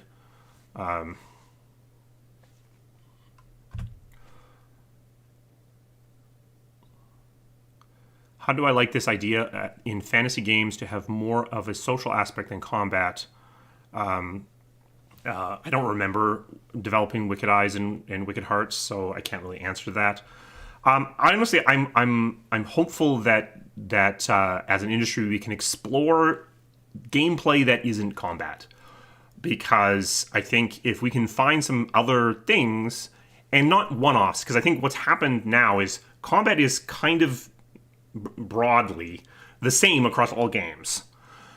All these other mechanics have been sort of one-offs done usually for the game themselves. The only thing that was something that briefly was quite common were QTEs, quick time events. So it'd be nice to find some other common forms of gameplay that could be common across the industry as a whole, that so you didn't have to always just be combat plus the thing you invented just for your game. What is my actual in-depth position on Pillars of Eternity? I said I played it, but I didn't feel like it pushed anything new. I don't remember saying it didn't push anything new. So this is my opinion on Pillars of Eternity. I played it. It felt like exactly what it is, which is a spiritual successor to Baldur's Gate. I felt, and as I was playing it, I realized that I didn't want to. I didn't want a spiritual successor to the original Baldur's Gate. So that's kind of why I bounced out of it. It was no longer fitting within my wheelhouse, but it's well crafted and it's well made. What projects am I currently working on? If you mean from the perspective of consulting, I cannot talk about that. If you mean from my own stuff, technically, High Tea on the High Seas, which I haven't worked on. Do I think EA is really as evil as gamers depict? I think EA is a public company, and public companies have a very specific goal, and they've gotten very short-sighted. Oh, something just popped off the top. 1 second.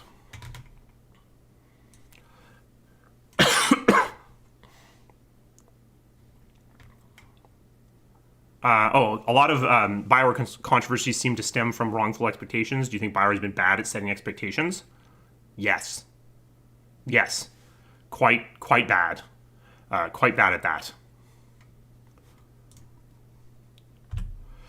Do you think game dev will turn towards the development of various versions of games for microtransactions?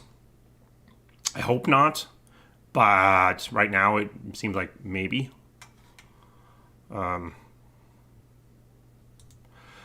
Yeah, I mean, there's a comment in the chat that conversations are on par with gameplay. Yeah, I think so, but the reason it feels different to me is because conversations are mostly content with a little bit of system, and combat for me feels like mostly system, little bit of content. Maybe that's an oversimplification. So I do think conversation is the right thinking. I just think if there was just a little bit more system there, it would really snap into place for me. Oh, whoops. I guess I was supposed to be here.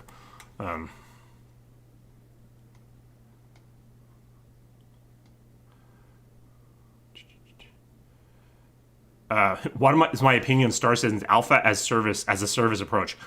I don't understand Star Citizen. They made so much money. I can't imagine that's going to be repeatable for other games.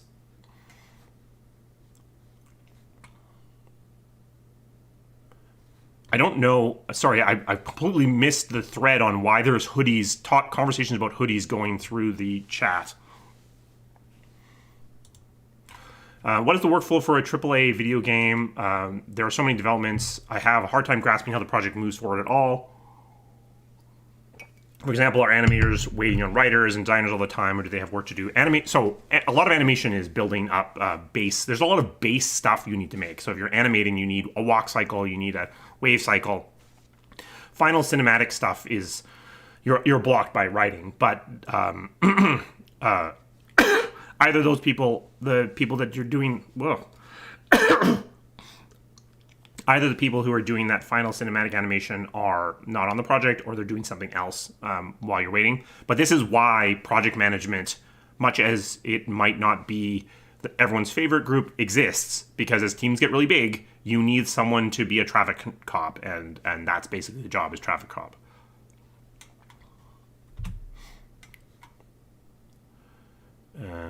Okay, just jumped.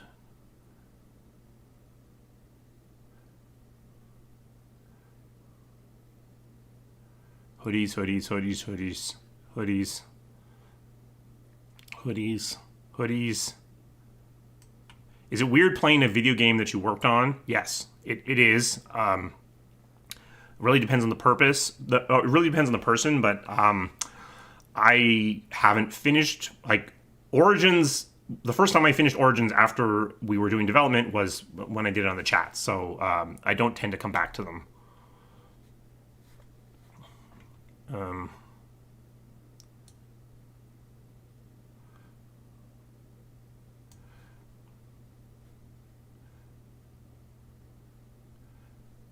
Okay. So Brian was asking why we have so many hoodies. I think because people interpret t-shirts as being cheap, and hoodies are literally the next cheapest thing you can do from a swag perspective. That's my actual belief why it is. Whenever you do anything that isn't apparel, there's always going to be a feeling like you're giving people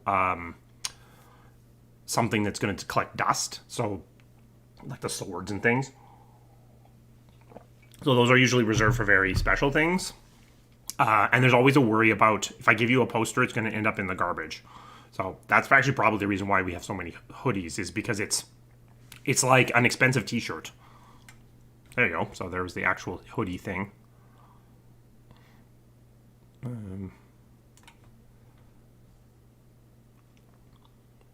Do I think evolving story type game as a service Anthem would have had will ever happen or will be successful?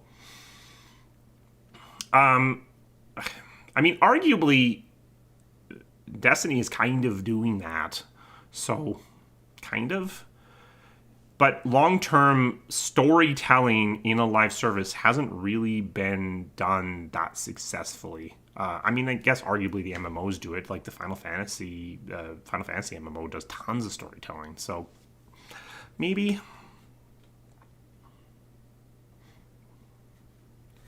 Okay, I try to catch up here.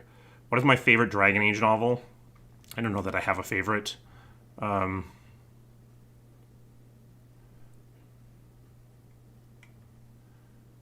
is my favorite moment as a dev during my time as BioWare? So I really like I think my favorite time was probably my time on Sonic, because I was mature as a developer, and it was a small team, and there's just something magical about small teams.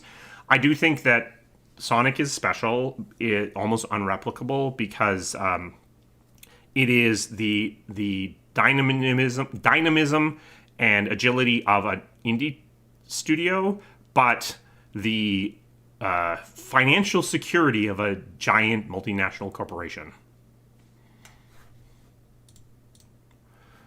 What would be my dream game to direct? I think that to be an executive producer, you kind of have to be willing to fall in love to the best of your ability of whatever game you're currently leading, which is maybe not the answer you'd expect, but there you go. Is it hard for developers to objectively assess the quality of the current state of their games? Yes, but in both directions. Some people think everything is amazing. Some people think everything is terrible. One of the reasons why you bring on fresh QA throughout development is to get those fresh set of eyes. So absolutely, it is a thing you have to address and deal with. Do I think that the games industry is good for fresh software engineering graduates in terms of a career? You can make a lot more money in other parts of programming, but if you graduated with a software engineering degree, you are qualified to work in the video game industry.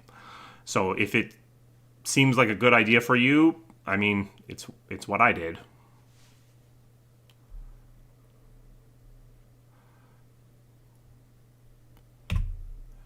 Am I currently working on any projects? Well, I'm as I said, I am doing some consulting. Also, theoretically, I'm working on high T on the high Cs, though it's been a while. This is more of a yes/no question. Do I think Andromeda could have been saved? No Man's Sky comeback if given more time. I don't know, because it's not how EA thinks. Well, it kind of is how EA thinks. Not how EA has thought about BioWare. Battlefield 2 had a really rough launch. Sims 4 had a really rough launch. Both of those went on to be very successful. So, I mean, I guess my short answer is yes. What is my overall opinion of legendary developers re-emerging and proposing projects that don't match gamer expectations? Oh, with Will Wright.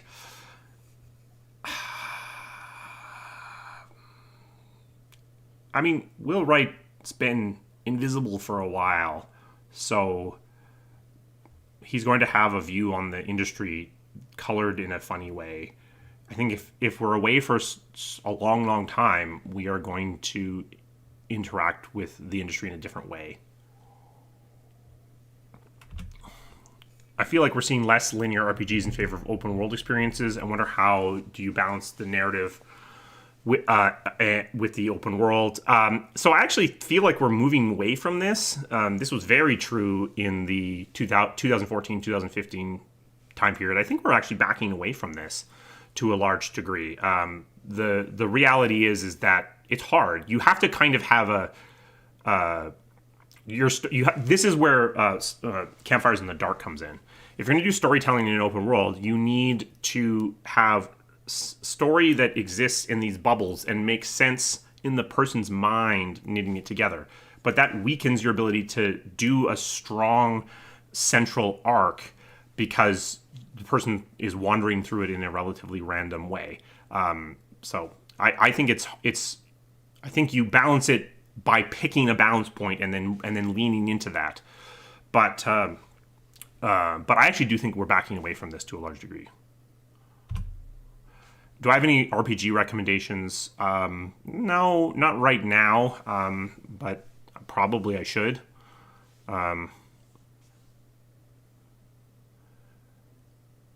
When do I think the tipping point is from when games went from difficult to make to the fact that this got made at all is amazing? Oh, I see. I don't know. It's probably always been a miracle that video games exist.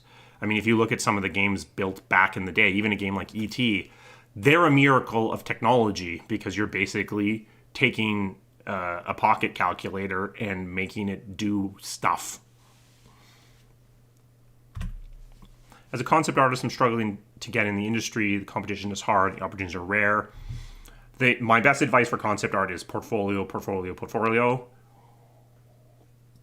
For concept art in particular, a lot of it is about being fast. So if you can figure out some way to show how fast you can draw something, that would be a great thing to add.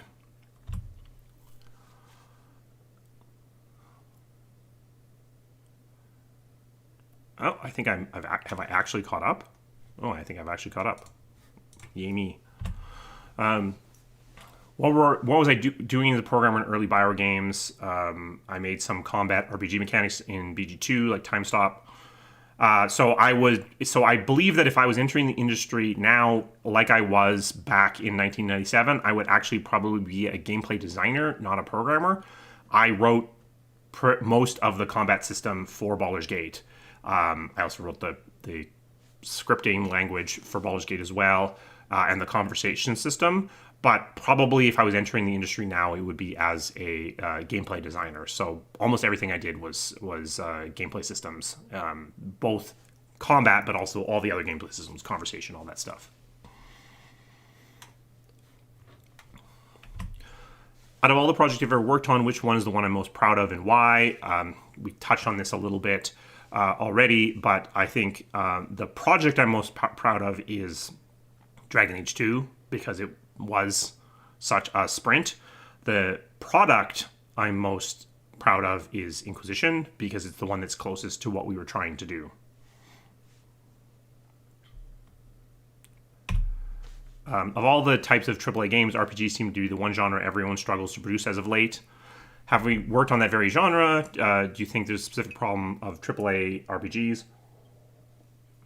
Here's what I think might be happening with AAA RPGs, is that RPGs are the most content-driven of all the games. And so when we talked about before, is fidelity choking out the industry? This RPGs might be the canary in the coal mine. They might be the place where the content is just choking the games out. I think what we'll see is a little bit of backing away from that fidelity cliff, and maybe that's the best way forward. Do I think the backlash to MEA and Anthem has negatively or positively affected BioWare? A bit of both. I think that someone once told me that everyone loves a Fall from Grace story, but the only story they love better than a Fall from Grace story is a redemption story. BioWare's fallen from grace, so hopefully the next story is a redemption story.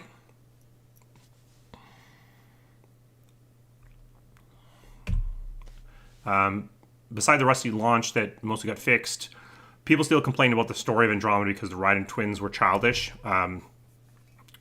So do I think Alex being the protagonist would have been better? So there's two questions here. I don't think Alec being the protagonist would be better. I did provide feedback on Andromeda that I felt like, and I said, like, this feels like a CW show, and was told that's on purpose. I've actually thought about this some more since then, and actually I think it's this. Shepard is the protagonist of an action movie from the 80s and 90s. Ryder is a protagonist from an action movie from the 2000s.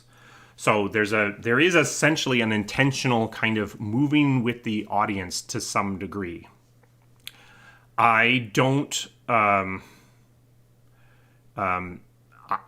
think this is the biggest problem with the story in Andromeda. My concern, my feeling on Andromeda's biggest problem is that it could have told a refugee story. It could have told a story about colonialism. But instead, it tells the story in the middle of that isn't the interesting version of the story. So, but yeah, I gave this exact feedback, that it felt like the protagonist of Andromeda was very young and was very like, I don't want to do this. But that was on purpose. I don't think Alec would have been a better choice. Where did my BG credit name came from? Something I said at 2 o'clock in the morning. Is it true that EA can send devs from one studio to help those from another? Sort of. So not exactly. The studios are largely they largely have control of their people, but a lot of influence can be put on the studio leadership to provide those people to the other studio. So kind of, but maybe not exactly what you're thinking. They can't just come in with a burlap sack and like scoop them up. There's some sort of negotiation happening, and if the bigger the project, so FIFA, the more ability you have to suck people in. Do I think if EA managed more RPGs instead of sports competitive games, it would have been easier for BioWare to make RPGs more RPG quality of life features? Yeah, for sure. There's just inherently EA doesn't understand RPGs, the same as they don't understand The Sims, and so it's always been a struggle to get them to understand why things take the amount of time they are, why certain features matter, why other features don't really matter. There's been a disconnect all along, for sure. Have I always known you will work in the gaming industry? Was there a time when I prepared for something else? So no, I didn't know. After my third year of programming, my programming degree, I worked as an intern. I worked in an industrial internship, for 16 months. And at that, I worked at a company that made a database software. And part of that made me realize that what I wanted to do was work on something that would ship. So when I'm now graduating and looking for jobs, I specifically didn't look at places like Nortel that did software that would end up in a box in the middle of a field that no one would ever see. I was interviewing at companies that would make stuff that would actually see the light of day. But gaming definitely wasn't a guarantee. If BioWare hadn't been in Edmonton, I would have probably ended up at IBM because I actually had a job offer from IBM back in 1997.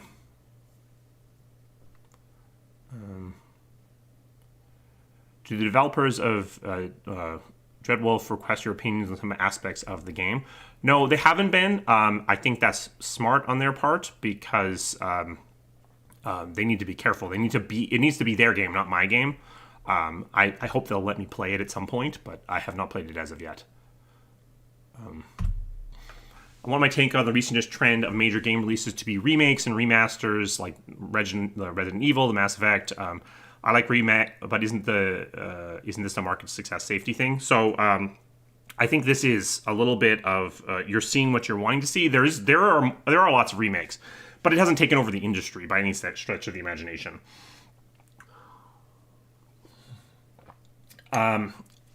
This might be a market success safety thing, maybe, because you can usually do these relatively cheaply compared to a brand new game, but they usually sell way worse than a brand new game as well. So I do think the fundamental concept here is a bit flawed. I don't think that you're not selling the same number of copies of Mass Effect Legendary Edition as you will of the next Mass Effect game. So it's made way cheaper, but it makes way less money. EA has actually been very resistant to remakes as a general rule. So, which is why you can literally think of two for EA, Mass Effect Legendary Edition and Dead Space. And I think in the case of Dead Space, they're really looking to revive that IP potentially as part of it.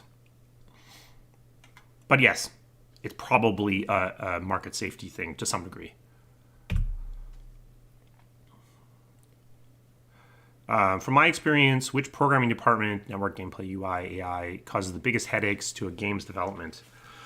So networking probably is the one that is the biggest headache, because I don't even completely understand why, but it does seem like everything takes many times longer than people imagine it would. It also seems to be the space that people maybe understand the least well. Graphics has, big brain math stuff in it, but everyone kind of understands that and sort of understands how it works. Whereas with networking, we mostly don't get it and don't understand why it's so complicated.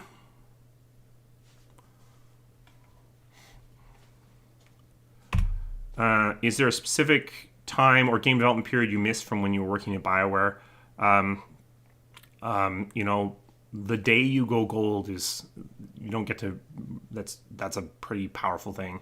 But of course it was preceded by some pretty awful things, so.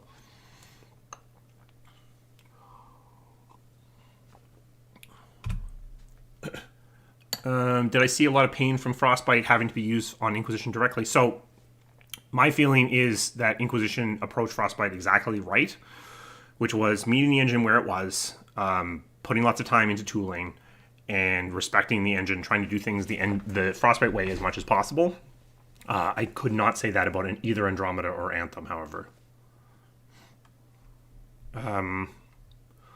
Will we get Dreadwolf streams when it comes out? Yeah, probably. I'll probably stream it. We'll see how weird that is. So many big games worked on. Have you ever been in a situation you decided to put or remove something from the game, even though you knew it would do damage to the game or the fans if it was removed or put in? So I suspect the person asking this question was expecting a very specific answer, but my actual answer is yes, that's what triage is. Triage is going through all of the bugs or suggestions of the game and deciding those that you're not going to do because you don't have time. So that's what triage is lots and lots of this decision. How much input control does EA as a publisher have on the direction of the games they publish? Do we as gamers know when the issues a game has are due to the studio itself or the publisher?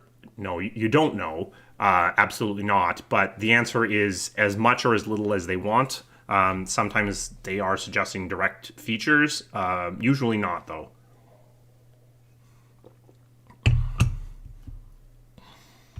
I'm curious as to what video games made you decide you wanted to work in video games.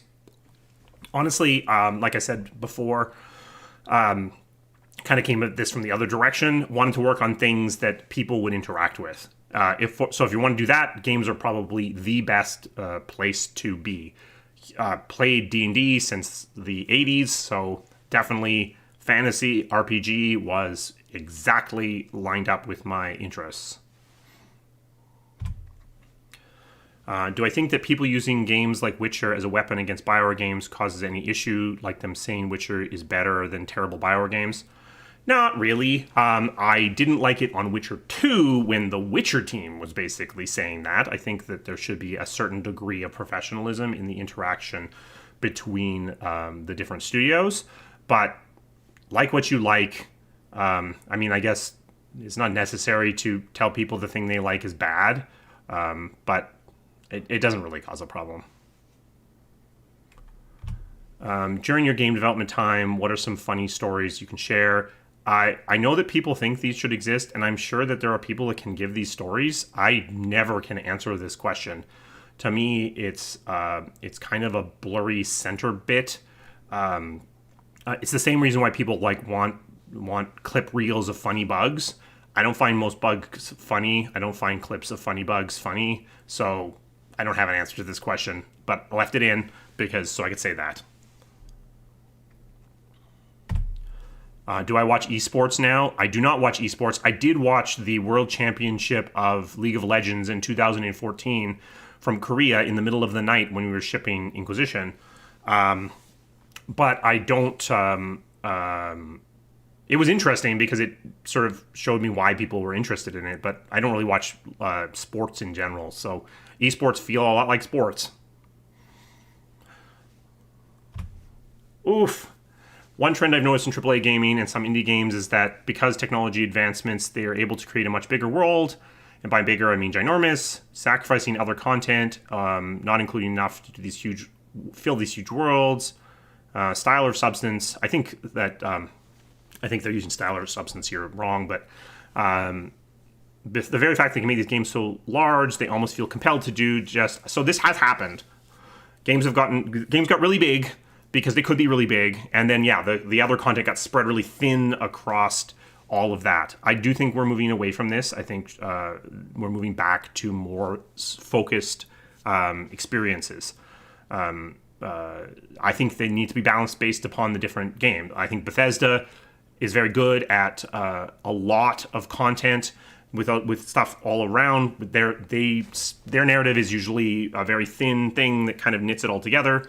BioWare is going to be going the other direction, moving back towards a stronger center to allow that narrative to be stronger. I think it very much depends. I think it really depends on the game itself. What aspect of gaming development in AAA takes the longest? Level design, engine design, game mechanics, bug testing. Very much dependent on the genre. For RPG, it's arguably level design, but because level design is also where storytelling finally lives, so it really depends on how you cut this up. Like, where does level design end and cinematic design start? Where does combat design end and encounter design start? So it really depends.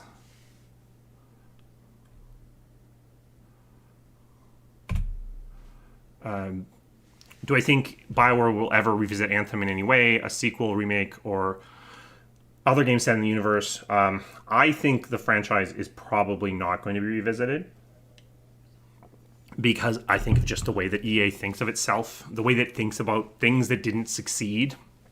I don't think it's going to be revisited. I think that's a shame, because I think there's a lot of good world building in there. In fact, I think there might even be an argument to be made to take Anthem largely as it is, change the architecture so it was entirely single player, add in a couple of followers to be your party, and release it as a single player game. I think you could probably do that for, under $50 million. And it probably would change the perception of the franchise quite a bit, but I don't think that's going to happen. Do I think the most important thing in creating the romance is not to make look too blank or too childish? You need to, ultimately it comes down to being interested in the character as a character. The romance is secondary. If the character is interesting, then the romance will work. If the character isn't interesting, the romance won't work. How much is a direct fan interaction by devs encouraged? It's actually not encouraged. In fact, if anything, I suspect I don't know how it is these days, but if anything, I think it's actually kind of discouraged, because it's just another place where PR problems can happen. Do I think there'll be an emergence of major studios doing $30 to $40 range for easier sequels? I don't know. You got some of that coming out of Montreal from EA as well, with the TIE Fighter game, the X-Wing game. I think that we still have, as an industry, a problem where games at $30 are seen as valueware titles. So it's not that they're seen as smaller, they're seen as worse. So that makes it really hard for AAA to be in that space, because you're making less money because it's got a lower price point, and then you're selling worse because it's perceived as being worse. So unless that changes, I think we may not. We just got bumped some things off the top here. Oh no, okay, we're good. Is there any non-BioWare game you would love to see resurrected? I like Beyond Good and Evil. I liked it a lot. I kind of wouldn't mind to see a modern interpretation of Eternal Darkness. But yeah.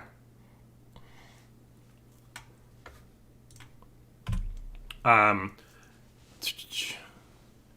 BioWare make... Oh yeah, this is related to the Anthem question. Will BioWare ever make a new IP, or will it just be the Mass Effect and Dragon Age studio? I don't think it's going to be allowed to make a new IP for quite a long time, because I think EA will interpret Anthem's problems as a problem. So I think it's going to be a while, for sure.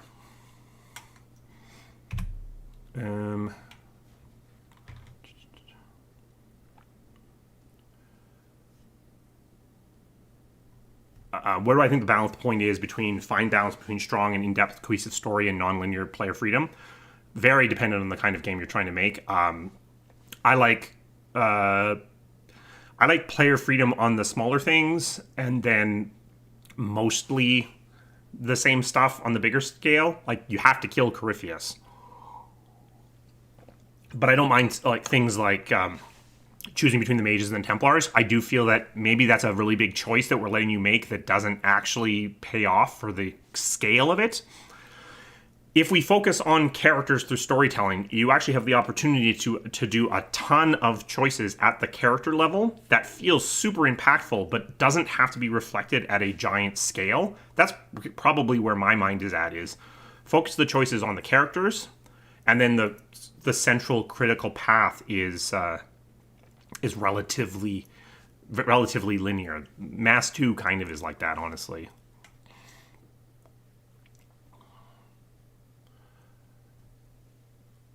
Do I think BioWare can or should end Mass Effect and Dragon Age? I mean, Dragon Age Origins wasn't intended to have sequels, but now it's a franchise built to have sequels. The Mass Effect trilogy definitely was an end, but we've already made one more Mass Effect. So at the moment, I don't think they should be ending it. There were places where that could have been a yes, but those places have already passed. I think there is a time at which you probably should let an IP rest, at least for a while. But I don't think either of those franchises are there. What I think about music and video games as a storytelling instrument, I think is incredibly important. And the longer I've worked in the industry, the more important I think it is. I don't know that I have favorite video game tracks to answer the second part of the question.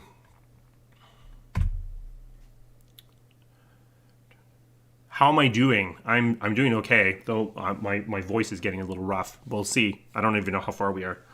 We'll keep going. How old is the dragon? Have you ever been reached out by the folks at BioWare to be more shush about their process? I can't imagine my video on Crunch or BioWare Magic went too well. Some people told me that there were people mad about the BioWare Magic video, but I think for the most part it was received okay. I think there are people within EA that wish I would shut up, but they had ways they could have made that happen. They did not do that. I have not been reached out to be quiet. EA's general thinking makes it very unlikely they would do so, and I think the average BioWare dev is at worst ambivalent, at best supportive of it overall. How do you tackle the lack of communication between different groups in studios?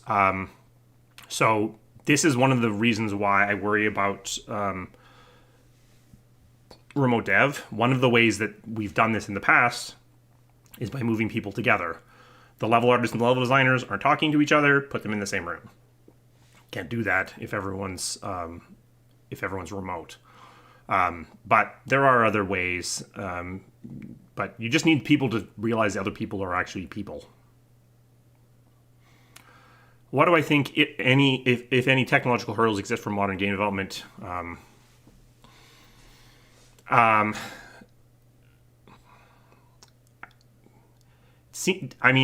Nothing pops to mind, honestly. Everything seems like we're in a pretty good place from a technology perspective. In fact, I wish it would stop moving so much. I can't remember if you mentioned this in the previous video, but if you were to do an indie game, what type of game would you like to design? So probably something with conversations. That's what we're doing with High T on the High Seas. Again, because it's kind of where my experience is. But as we get a little bit further on, who knows? What is my favorite tea? So I mostly drink Assams, but I've had some really nice Darjeelings. I just haven't found one in Edmonton. Do I play many video games myself? I actually don't play that many things. I tend to play games. So I play either games like builder games. So I played a ridiculous amount of Factorio. Or things with some sort of storytelling. Like I actually really liked the Guardians of the Galaxy game. But I didn't finish it. So often it often ends up in this sort of challenge of, I know I'm probably not going to finish the thing, so do I want to pay $60 for something that I'm only going to play, say, 10 hours of?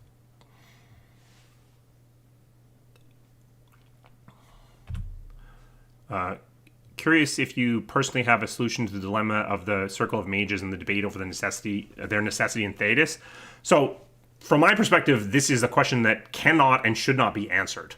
Is that this needs to remain a thing where both sides feel like there's legitimacy and problems on both sides, because that's sort of the point of its existence. If you answer this question once and for all, you take that question off the table. You take the question of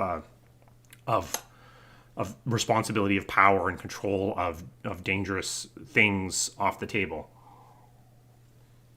So no, I don't have a solution because I feel like that's the point. Are any games that are foundational? So probably the most foundational game for me is probably Dark Cloud, because it has such a powerful, either by accident or on purpose, from my experience of it, is that Dark Cloud, and especially Dark Cloud 2, have such powerful flow states that that is wildly influential for me.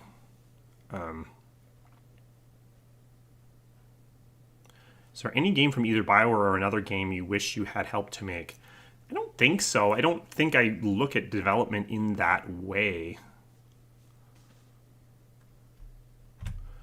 What is my favorite game to work on and why? So I guess this is in here a few times. So like I said, my favorite team was the Sonic team, small, agile. Best project, Dragon Age 2, because what it was accomplished. Best game was Dragon Age Inquisition.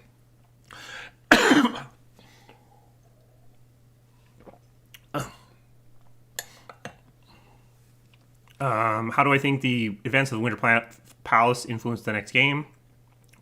Well, something. So I suspect that the Orlesian throne will be reflected in Dreadwolf, but I don't know how much it will actually impact, because it has to be manageable.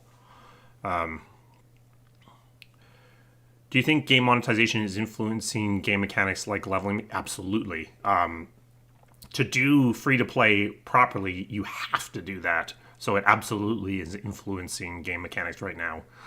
Probably not positively for the most part.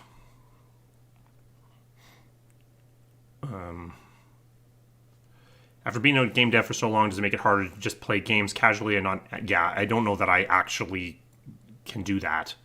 I'm always analyzing them to some degree.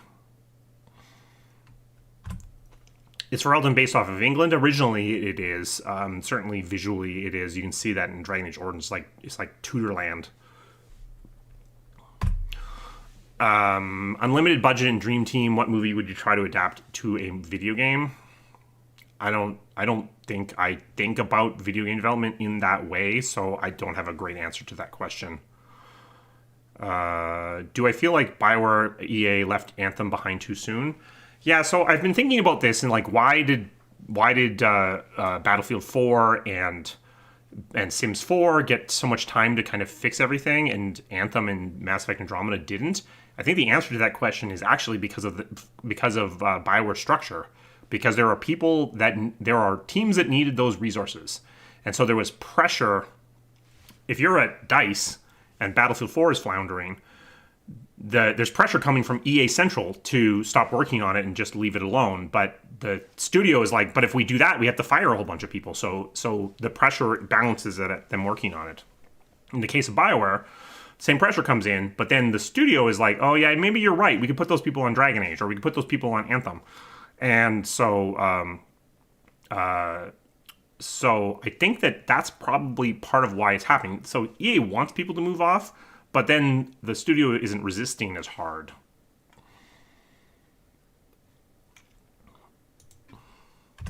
Oops. Are there any choices or events that in retrospect you were surprised you were allowed to do, or things you would go back, or things if you could go back to you wouldn't put in? I mean, I think there's some stuff in Dragon Age Origins that like I avoided it in my playthrough, but there's stuff in Dragon Age Origins that I wish wasn't in there, for sure. Do I think the Wells of Sorrow choice will return? I do not know. Will I be making any more Mark walking amongst the trees? So I will probably be doing that for members, but I don't think I'm going to be using it as B-roll for the videos anymore. Wait, so I've been wondering why BioWare got bought by EA. So BioWare got bought by EA because BioWare at that point in time was owned by VG Partners, which was a VC investment capital group that had bought BioWare and Pandemic a few years before. So they bought it because they flipped us. They flipped us for money. So that's probably not your actual question, which is why did BioWare get bought in the first place? Short answer is BioWare didn't have any money left.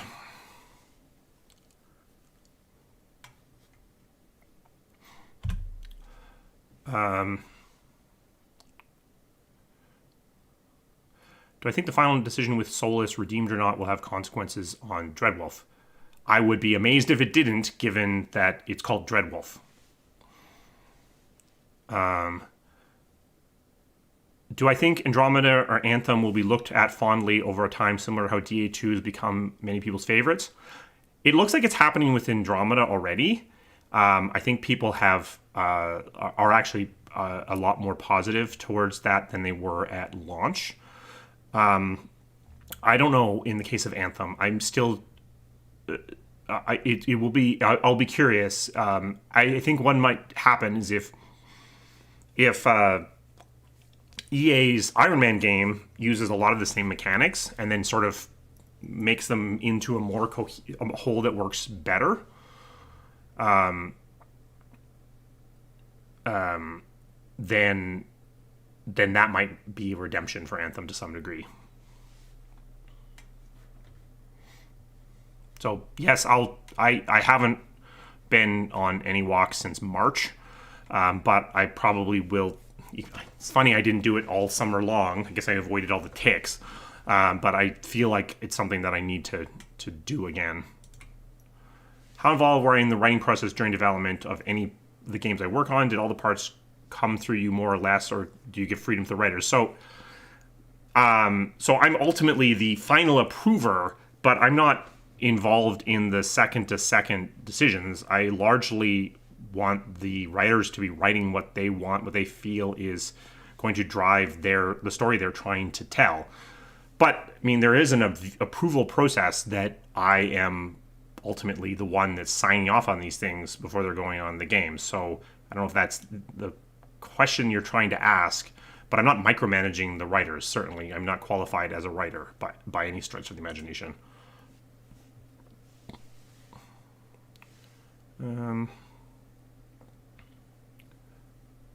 What is the best way to prototype RPG combat systems independently or as a fully integrated thing? You can and should prototype things independently to some degree. But as I've struggled with Anthem, which is a collection of good and sometimes even great features received very badly, versus Dragon Age Origins, which is a collection of okay and sometimes good features, is received very well. RPGs are greater than the sum of their parts. So you kind of have to evaluate them together to really understand what's going on.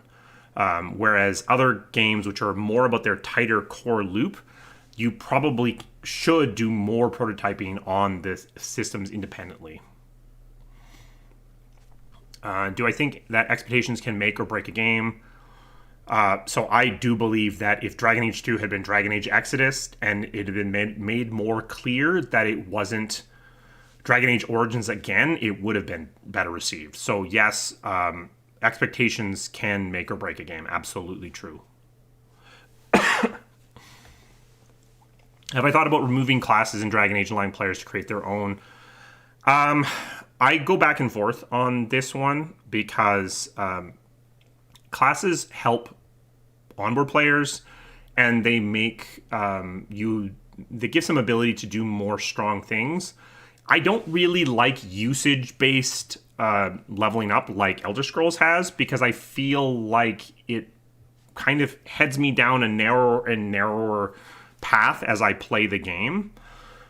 But flattening it out but letting me level up in a more traditional way, maybe. But I wouldn't do it in Dragon Age because I think it's too integral to the game itself. But if I was to make another RPG, would I consider doing it classless? I would consider it. I have a feeling I would end up with classes anyway. Since I have decades worth of experience, what was it like working on your first game in those early days? How does game development compare to how it was 20 years ago? So, I mean, I was fresh out of school, and I'm writing the scripting language and most of the gameplay systems of AAA at the time game. Games are way more expensive, and the stakes are way higher, so I think there's a lot less risk-taking. Baldur's Gate is built by people who didn't know what they were doing and didn't know any better and just kind of did it anyway.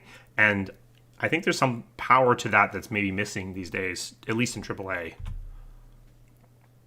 How do you manage creative vision? What's practical at the time? For example, maybe the team wants a really cool level, but the technology isn't there. So it's a back and forth. You're not, I think... So in my experience, you're not designing it to that degree that early. I mean, I guess if you wanted to, have an entire level take place on a giant flying eagle moving around and undulating and everything, then you would need to have that conversation early and be like, we don't know how to do this, and like that's a thing you want to cut pretty early. But most of the time, you're going back and forth and trying to find a compromise that lets you do the thing you're trying to do.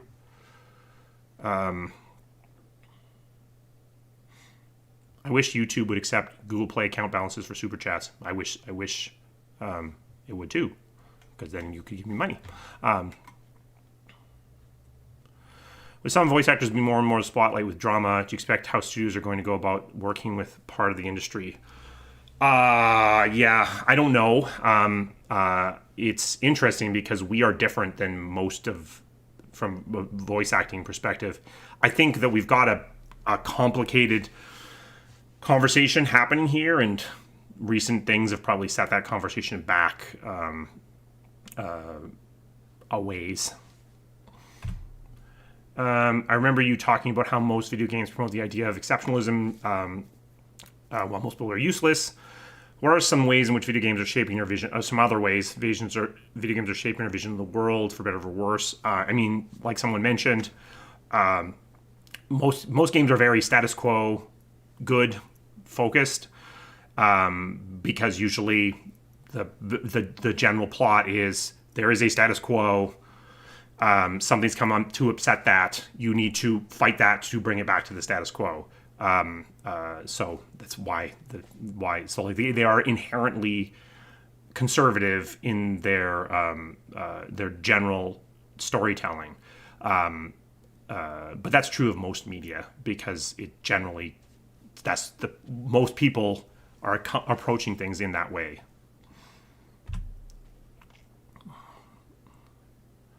Were there any new IPs made after Mass Effect 3 other than Anthem? There was also so there was Javelin, which was Trent's game, but that was actually, there was Javelin and there was Revolver, but those are back in the sort of Mass 1 time period. So no, I mean, there aren't that many teams at BioWare. So there was, well, okay, that's not true. In Austin there was the 4v1 game. Anybody? I can't remember. That was being developed. So there was that as well. That was being developed out of Austin.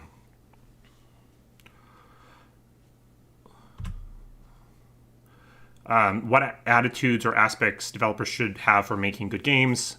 What is a good game? Can you define the good game by your perspective? I kind of touched on this before.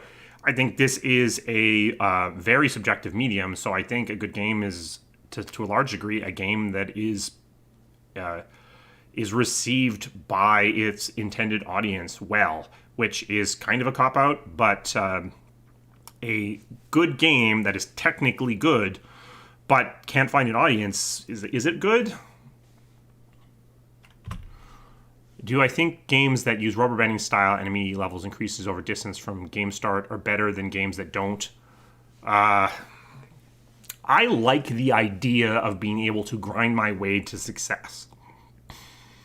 which you kind of can't do with Skyrim. In fact, you can do the opposite. You can put all your points into pickpocket, and then and then everything's leveled up with you, and you are basically in an impossible situation. But I think it really depends on... So Skyrim does it because it needs you to be able to have a challenge wherever you are in the world. If you have a more linear game, I think it makes more sense to kind of grow with... to know what's going on and grow that way. Do I like making DLCs? I don't know where my head is at right now. Part of me thinking we should have more true sequels would actually kind of involve doing less DLC, rolling that work into that true sequel. What is the point of a game going gold if it's just getting post-launch support? Is it really something to celebrate for? It's still a milestone, but I get your point. Is if it goes gold and then you build a 46 gig patch, did it really go gold?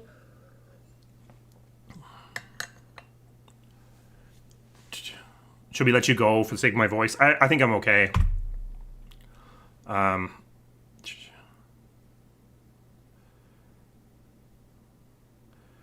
Do you think you have a chance of getting some sort of continuation of the Jade Empire universe? I'm going to mute myself 1 second because I'm blowing my nose.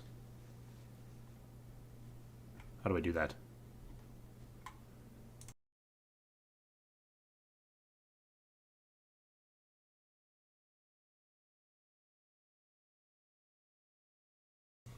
For the same reason that I don't think we'll see anything else from Anthem, I don't think we're going to see more from Jade Empire. If there was to be more from Jade Empire, the way that I'd love to see it done would be for EA Shanghai to be the primary driver of it, and then maybe there be some creative support from Edmonton in the building of it. I think that would be a better way to approach something from that universe.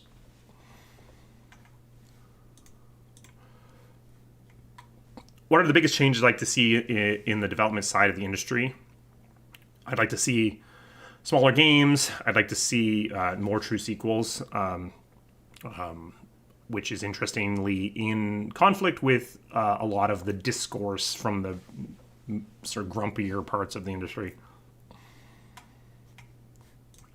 Do you prefer games loved by a few or games liked by the majority? I mean, I think for me, just because of where I've worked most of my career, I'm kind of in the liked by more people, but it's a very interesting question. I don't know that I have a very interesting answer to it. Do you think we'll see the Grey Warden from Dragon Age Origins in Dreadwolf? I don't know. There's a huge question that would need to be answered to bring them back, which is, do you give them a voice? Do you keep them silent? Do you explain why they don't have a voice? I don't know if we'll see them or not because of that. What's the reason we couldn't swap out weapons or spell abilities during combat in Inquisition, whereas we could in Origins and DA2? I feel like there was a reason, but I don't recall what it was. It could have been technical because of Gen 3. It could have been because we couldn't afford to have both sets of animations loaded, but I'm not sure about that. If BioWare does another open world, what should they do differently? I thought a big hub area would work well. I don't think that, or just a large level, I don't think BioWare is equipped to do a really large level, and I kind of don't think for what BioWare is trying to do, it's the right approach, because I think you want to have that big epic story. But a hub area is interesting because then you could have smaller things around, smaller open world game areas, more like the Bog or like the Storm Coast, and then have the central hub. So maybe. Is there a studio I wish I could have worked on or hope one day to work with? No, there isn't. Do you know what Extend Project Joplin factored in? Oh, Extend project in the development of Dreadwolf. Definitely stuff from Joplin is still in Dreadwolf for sure. Do I think RPGs and games in general feel too forced to be huge today instead of smaller, tighter games? I actually think we've been backing away from that. But we swung that pendulum really far, so it's coming back, but it's still got a ways to go for sure. Okay, so now we've got it. We've finally made it to Twitter, so we are at least halfway through. Who is my favorite Dragon Age character? I don't know. I'll just stick with the one I said before, Cassandra. But it does change, for sure.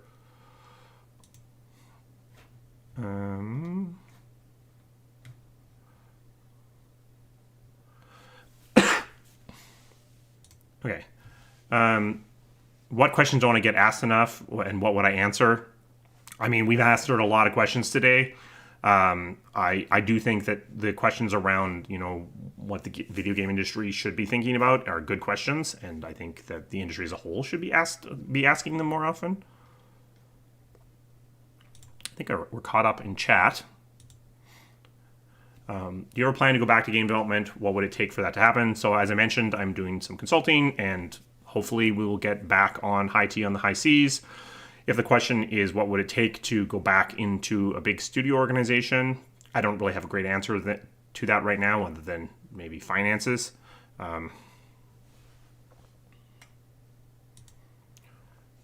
So did I ever work with voice actors? Not really directly very much. I mean, I worked a little bit with Felicia Day, but not too much. Any video game movies that I enjoy. So I actually thought that the Resident Evil games or Resident Evil movie was decent. The one that probably is a guilty pleasure is probably the first Mortal Kombat, because I feel like it's better than it has any right to be. Yeah.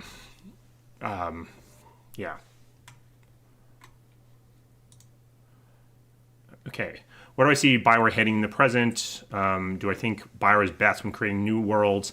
Overall, I've enjoyed the first entry in BioWare games more and more. I actually don't think that's been my experience. I actually think that, on average, BioWare's second entry has typically been its best.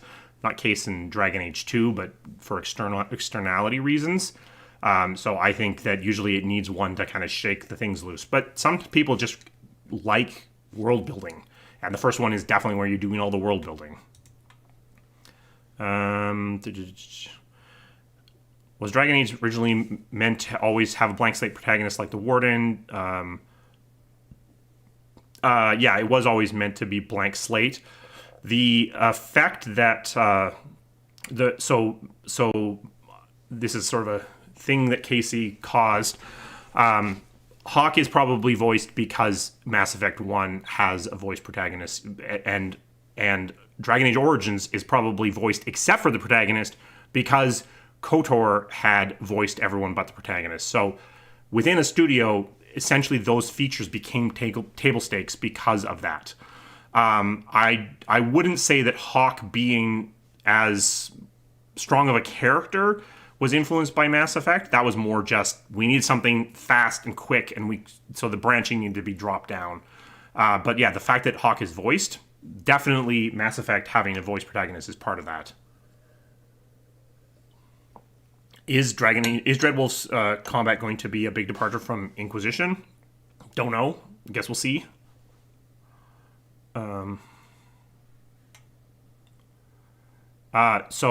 BioWare does actually have a patent on the dialogue wheel. EA owns patents defensively, and so as a result, that patent has literally never been enforced. But yes, it does have a defensive patent.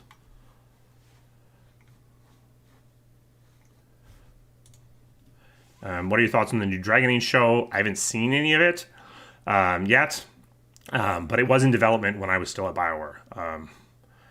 I think most of the Dragon Age media has been pretty good, with a few exceptions, but I think usually the team uses it as bridges between new concepts or new things that they're going to talk about in future games, which I think is exactly how you should use this kind of stuff.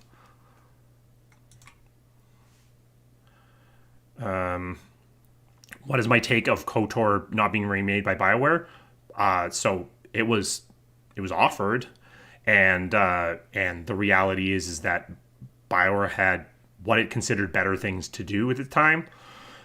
So I know that Disney wants it. It's the one. It's the one. It's the one game that is most requested when it comes to Star Wars stuff. So Disney wants it to exist.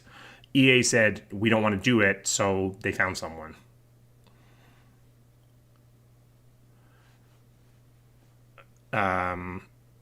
Are there bugs or exploits in games that couldn't or wouldn't get patched out? Yeah, there's a bug in Baldur's Gate 1 where that I knew about, where you can, if you're a mage, the way that the turn works, you can actually get some free dagger stabs in there. How much longer do I think that we'll hold on to the $60 USD price point? I think we're not holding on to it now. I think we're already transitioning to 70. How come certain characters are redesigned so much? Depends. Sometimes it's artists, because the artists just want to make them look like something more. Sometimes it's for story or plot reasons. Why does Stan only have one specialization? I don't know why Stan only has one specialization point. Maybe, does he get one later, maybe?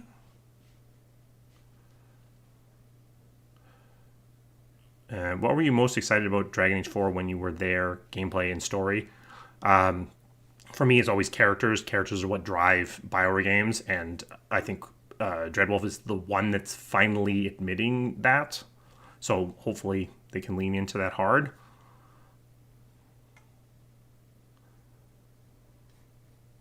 Many seem to think the Inquisitor is the less charismatic protagonist, and I feel like the Inquisitor was constantly being belittled. Well, I don't feel that. So, no, I don't have thoughts. I guess I disagree. Disney sort of doesn't. So, okay, I'll talk. So, the question is, Disney doesn't own KOTOR somehow? So the thing is they own the IP.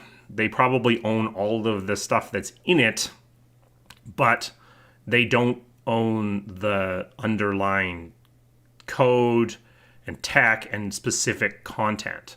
So licensing is kind of messy when you get into stuff like that, where it's something is built using someone else's stuff. They probably still own that stuff, but they may not own the thing that it's built out of. If you could pick from Dragon Age companions so far, what would be your perfect party? So for me, I really just like, at least it depends on what game we're playing, I suppose. But and why is it Varric, Fenris, and Dorian? I mean, that's a cool squad. Nothing wrong with that.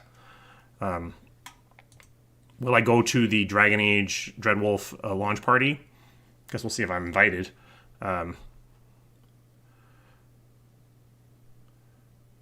Yeah, I mean, I don't know. Sten probably has 1 point on purpose, but I don't remember why. Maybe, does he have some advantage that I don't remember?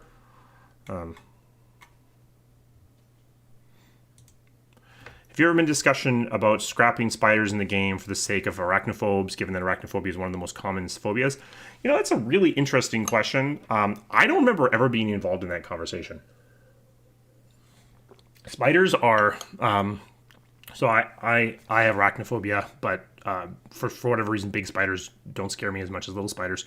I've never been involved in this discussion. Spiders are alien in ways that other things aren't, so they're a very good monster type. So I've never involved in this conversation. I'd be surprised if somebody hasn't had this conversation somewhere along the way.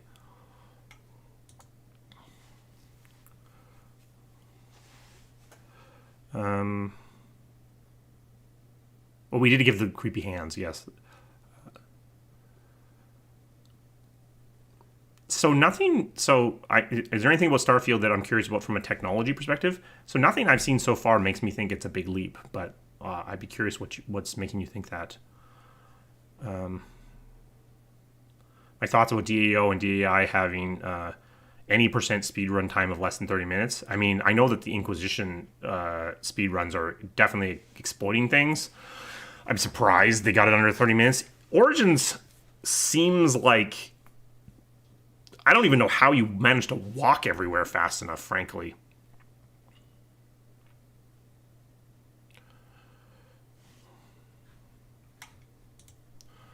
Spell combos were the highlight of Dragon Age Origins gameplay. How come they were abandoned in DEI? I mean, they're different, but they are there. We still have freezing and shattering, and it's more like condition based. So maybe I'm misinterpreting the question, but my feeling is there's something there that falls into this category. Do I think that Dreadwolf will have more accessibility options? Yeah, I think so. They're becoming more and more common, and there are now good AAA games that are providing I think, a pretty good template of something that at least brings the conversation forward quite a bit. So I think that we should see more, I would think. You can get into the Landsmeet from going into all humans. Oh, okay. I didn't know that. I really want to know how the art direction evolved and led to the process in DEI. So basically the art direction for this is my feeling on the art direction for Dragon Age. Dragon Age Origins looks like basically all the fantasy games at the time looked like, which is they look like kind of Tudor Europe, little bit of art direction by video card there. Dragon Age 2 is definitely trying to look like something. So it's very pointy, it's very monochromatic. And then Inquisition is putting new, better technology on top of that to try to find a balance. So that's the evolution there. There's an intentionality that's starting with Dragon Age 2 and continuing through Inquisition.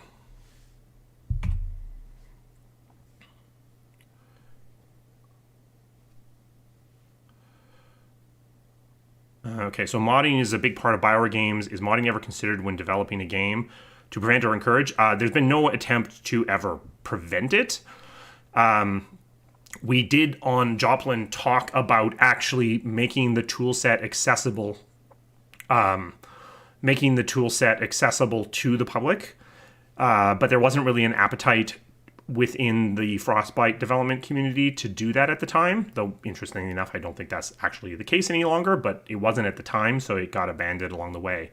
But, I mean, Neverwinter Nights and Dragon Age Origins both have tool sets, and so, yeah, I mean, I don't think we've always done the best job of supporting the community, but I think it's definitely something that I don't think there's any people within BioWare that don't like it. Yeah, I missed the override folder for sure. When a game is finally out of the door and launched, aside from big bug fixes, what does the team do? At BioWare, they largely go on to other projects or DLC.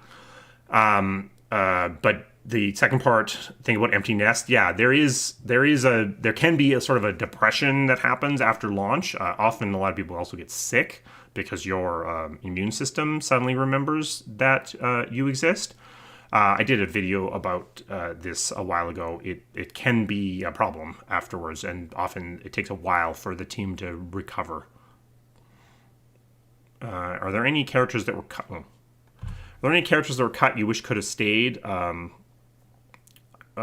rumor about Anders being Inquisition at one point. I don't remember that. It's possible. I don't know that I can think of any. I'm sure that there are. If someone gave me a list of everyone we've cut, I'd probably be like, that's sad. But I don't remember any. I'm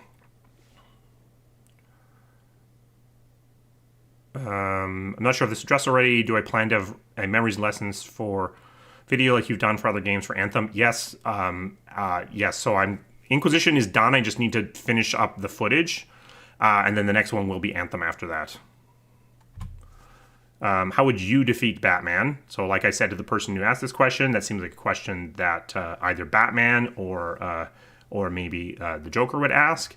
But probably the best way to defeat Batman would be wealth tax. Get some of that money out and put it into social programs.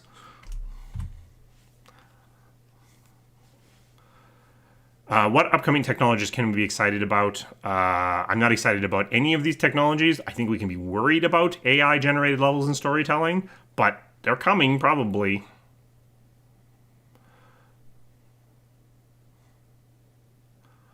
Let's see. The head of EA has a huge effect on company and subsidiaries. What if a BioWare executive was the head of EA?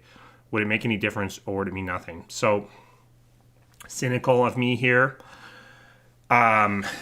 CEOs have less power than people might think. There's a board.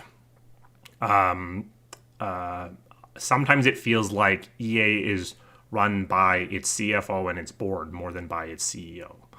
Not to insult Andrew Wilson, but I do feel that on occasion that he sets direction, but then there are a lot of parts of the organization that are capable of undermining his direction if they so choose, and they tend to undermine in the direction of the status quo. So a BioWare executive in charge of the company could say a lot of things. I just don't know how much difference it would make. How do new console generations affect game development, or maybe more concrete, how is Inquisition affected by the new consoles? Inquisition was way more affected by the old consoles than by the new consoles because it had to run on the old consoles. So typically, new consoles, the console manufacturers have a list of features they really want you to support. So the famous example is all your games have to have Kinect support back in the Xbox days. So there's that. New consoles have those features, but typically the thing that is having the biggest effect on you is the crappiest piece of hardware that you actually have to support.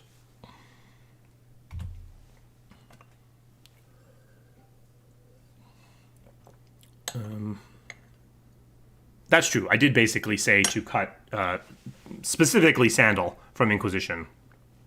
Because my feeling was if you put Sandal into Inquisition, you had to put Sandal in every single game for the rest of time. He became he then became a concrete part of the lore, and he became something more. And that's fine. Basically what I said to the writers was, you can put Sandal into Inquisition, but know that if you do put Sandal into Inquisition, you're going to be putting Sandal into every single Dragon Age game for the rest of time. Universal Batman income. That's hilarious. Do I think new IP and different genres negatively affect the quality of a product by a renowned game studio? I know that there's this feeling like stick to your lane. I don't feel this. If you just keep making the same thing, eventually, like BioWare's changed genres several times over its history. Baldur's Gate 1 and Dragon Age are not the same genre, so I think you have to keep evolving. There's always a risk, but I think you have to keep going. Do I think TACAM Combat still belong in the Dragon Age games? I feel like it's not actually really part of the Dragon Age DNA. It's part of the Dragon Age Origins DNA, and we decided that it was important to put back in Inquisition. It was kind of a partial implementation, and as a result, I actually kind of feel like it's not part of the franchise any longer.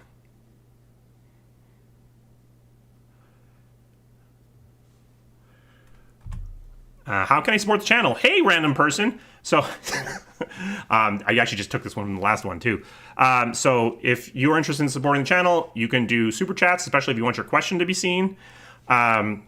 Also, you can, we finally have donated memberships. So if you want to give a lot of other people access to memberships, you can donate those in the chat as well. It's in the little $sign. Maybe it's restricted by country. I don't know. We have merch. I'm wearing the You May All Now Celebrate Briefly shirt. There's a link to that below this as well. Let's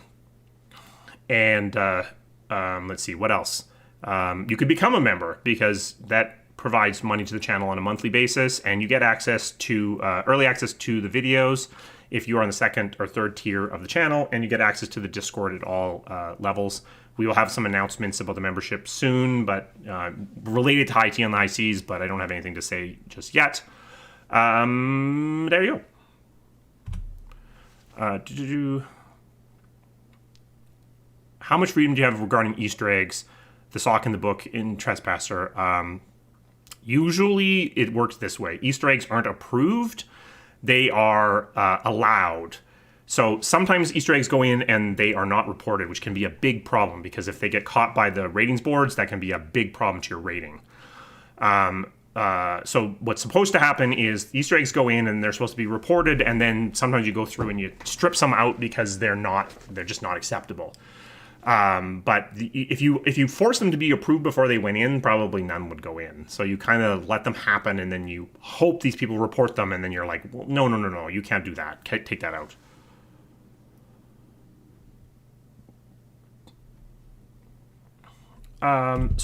Okay, stakeholder management from both sides of where you sat. This was Kyle. So here's my fundamental feeling on this. I'll try to keep this brief. Is I feel like I'm much more comfortable lying upwards than downwards. I want to tell the team as much of the truth as I am capable of doing. I've had to lie to them on occasion for various reasons, but that sucks. Much more comfortable lying to the people I report to, just to get past them. Sometimes they're in the way, and you just need to get past them to do the thing you need to do. So, short answer, but there you go. Sandal isn't done. So Sandal's story is done. Sandal's not necessarily done, but I think by taking a break in Inquisition, now you're able to kind of pop him in and out. But if you had him in all 3 games in a row, he became too central. So that's what I mean by, so it's not that Sandal can never be back, it's that he needed to not be in Inquisition if you wanted to have control of that situation. Is it just me, or were Bethany and Sebastian implied to have a thing for each other? I believe this is true. I think that this is true. In Inquisition, for example, Dorian and Iron Bull have a thing if you don't romance either of them. So I'm pretty sure this was intentional.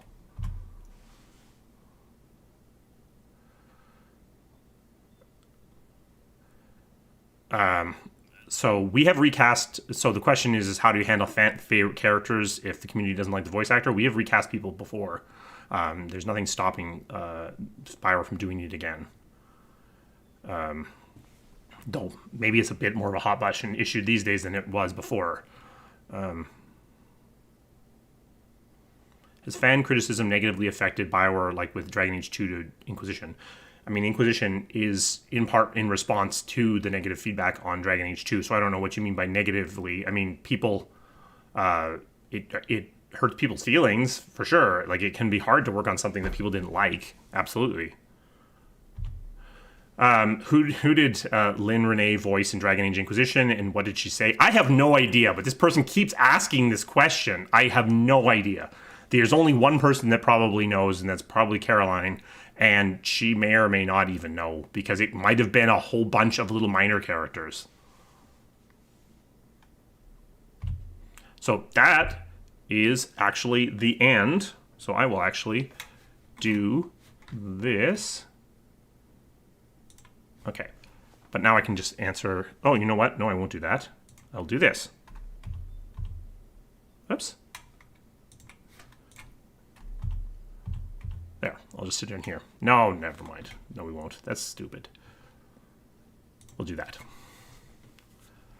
Do you think Brood Brothers will ever make a return given some of the social commentary? I don't think so.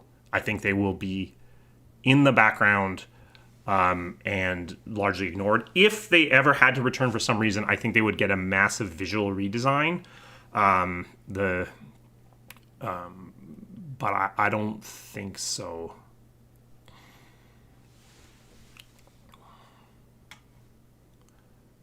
Okay, so I think we caught up to all of the questions. Oh, yeah, I think the architect was probably supposed to be Inquisition at some point. I mean, I don't know how far along that conversation got, but it would make sense, right? Like, the architect and Corypheus are kind of the same thing, so it made sense as something to be in there. I don't really remember how far that conversation went, though.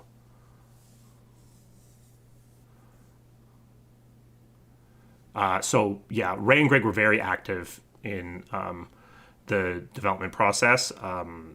Maybe too active at some points of time, but for sure. One of my thoughts on game service, like Game Pass and PS Plus. So it's hard to argue that Game Pass isn't amazing for a consumer. And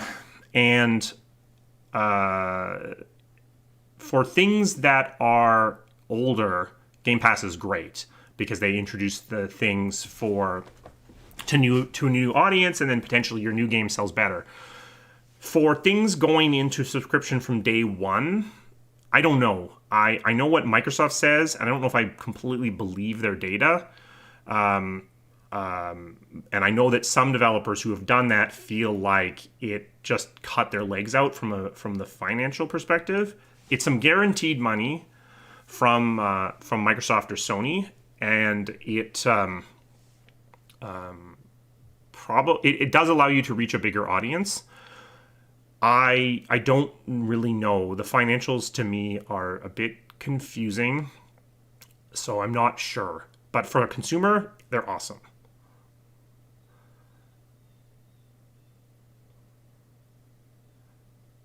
Oh, you're gonna fall off the cliff and then fall into the deep roads. Oh, that might be true. I don't remember that, but that could be true.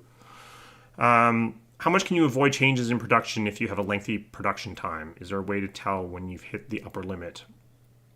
Yeah, I mean, at some point you got to start finishing. If you just keep going, you'll keep going forever, and you see games that get stuck in production for all time.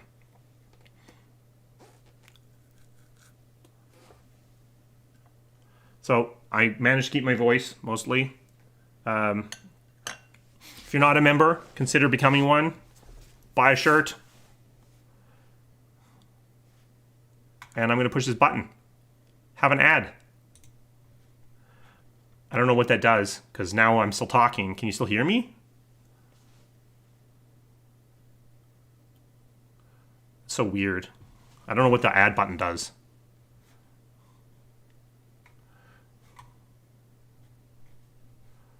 Yeah, so that's weird. So does it...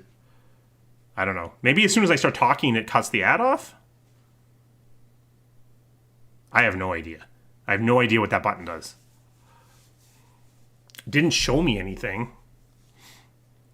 Okay, I will see everyone soon with a normal video. Goodbye.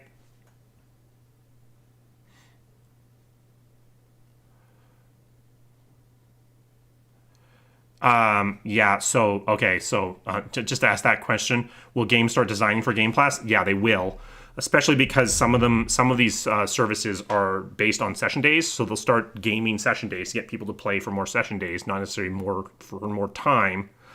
And also, yes, they will integrate more MTX because it might be the only way that they make a significant amount of money. Absolutely. Those are valid concerns. I'm concerned about Game Pass because it's a change in the business model. I don't think we fully understand it yet.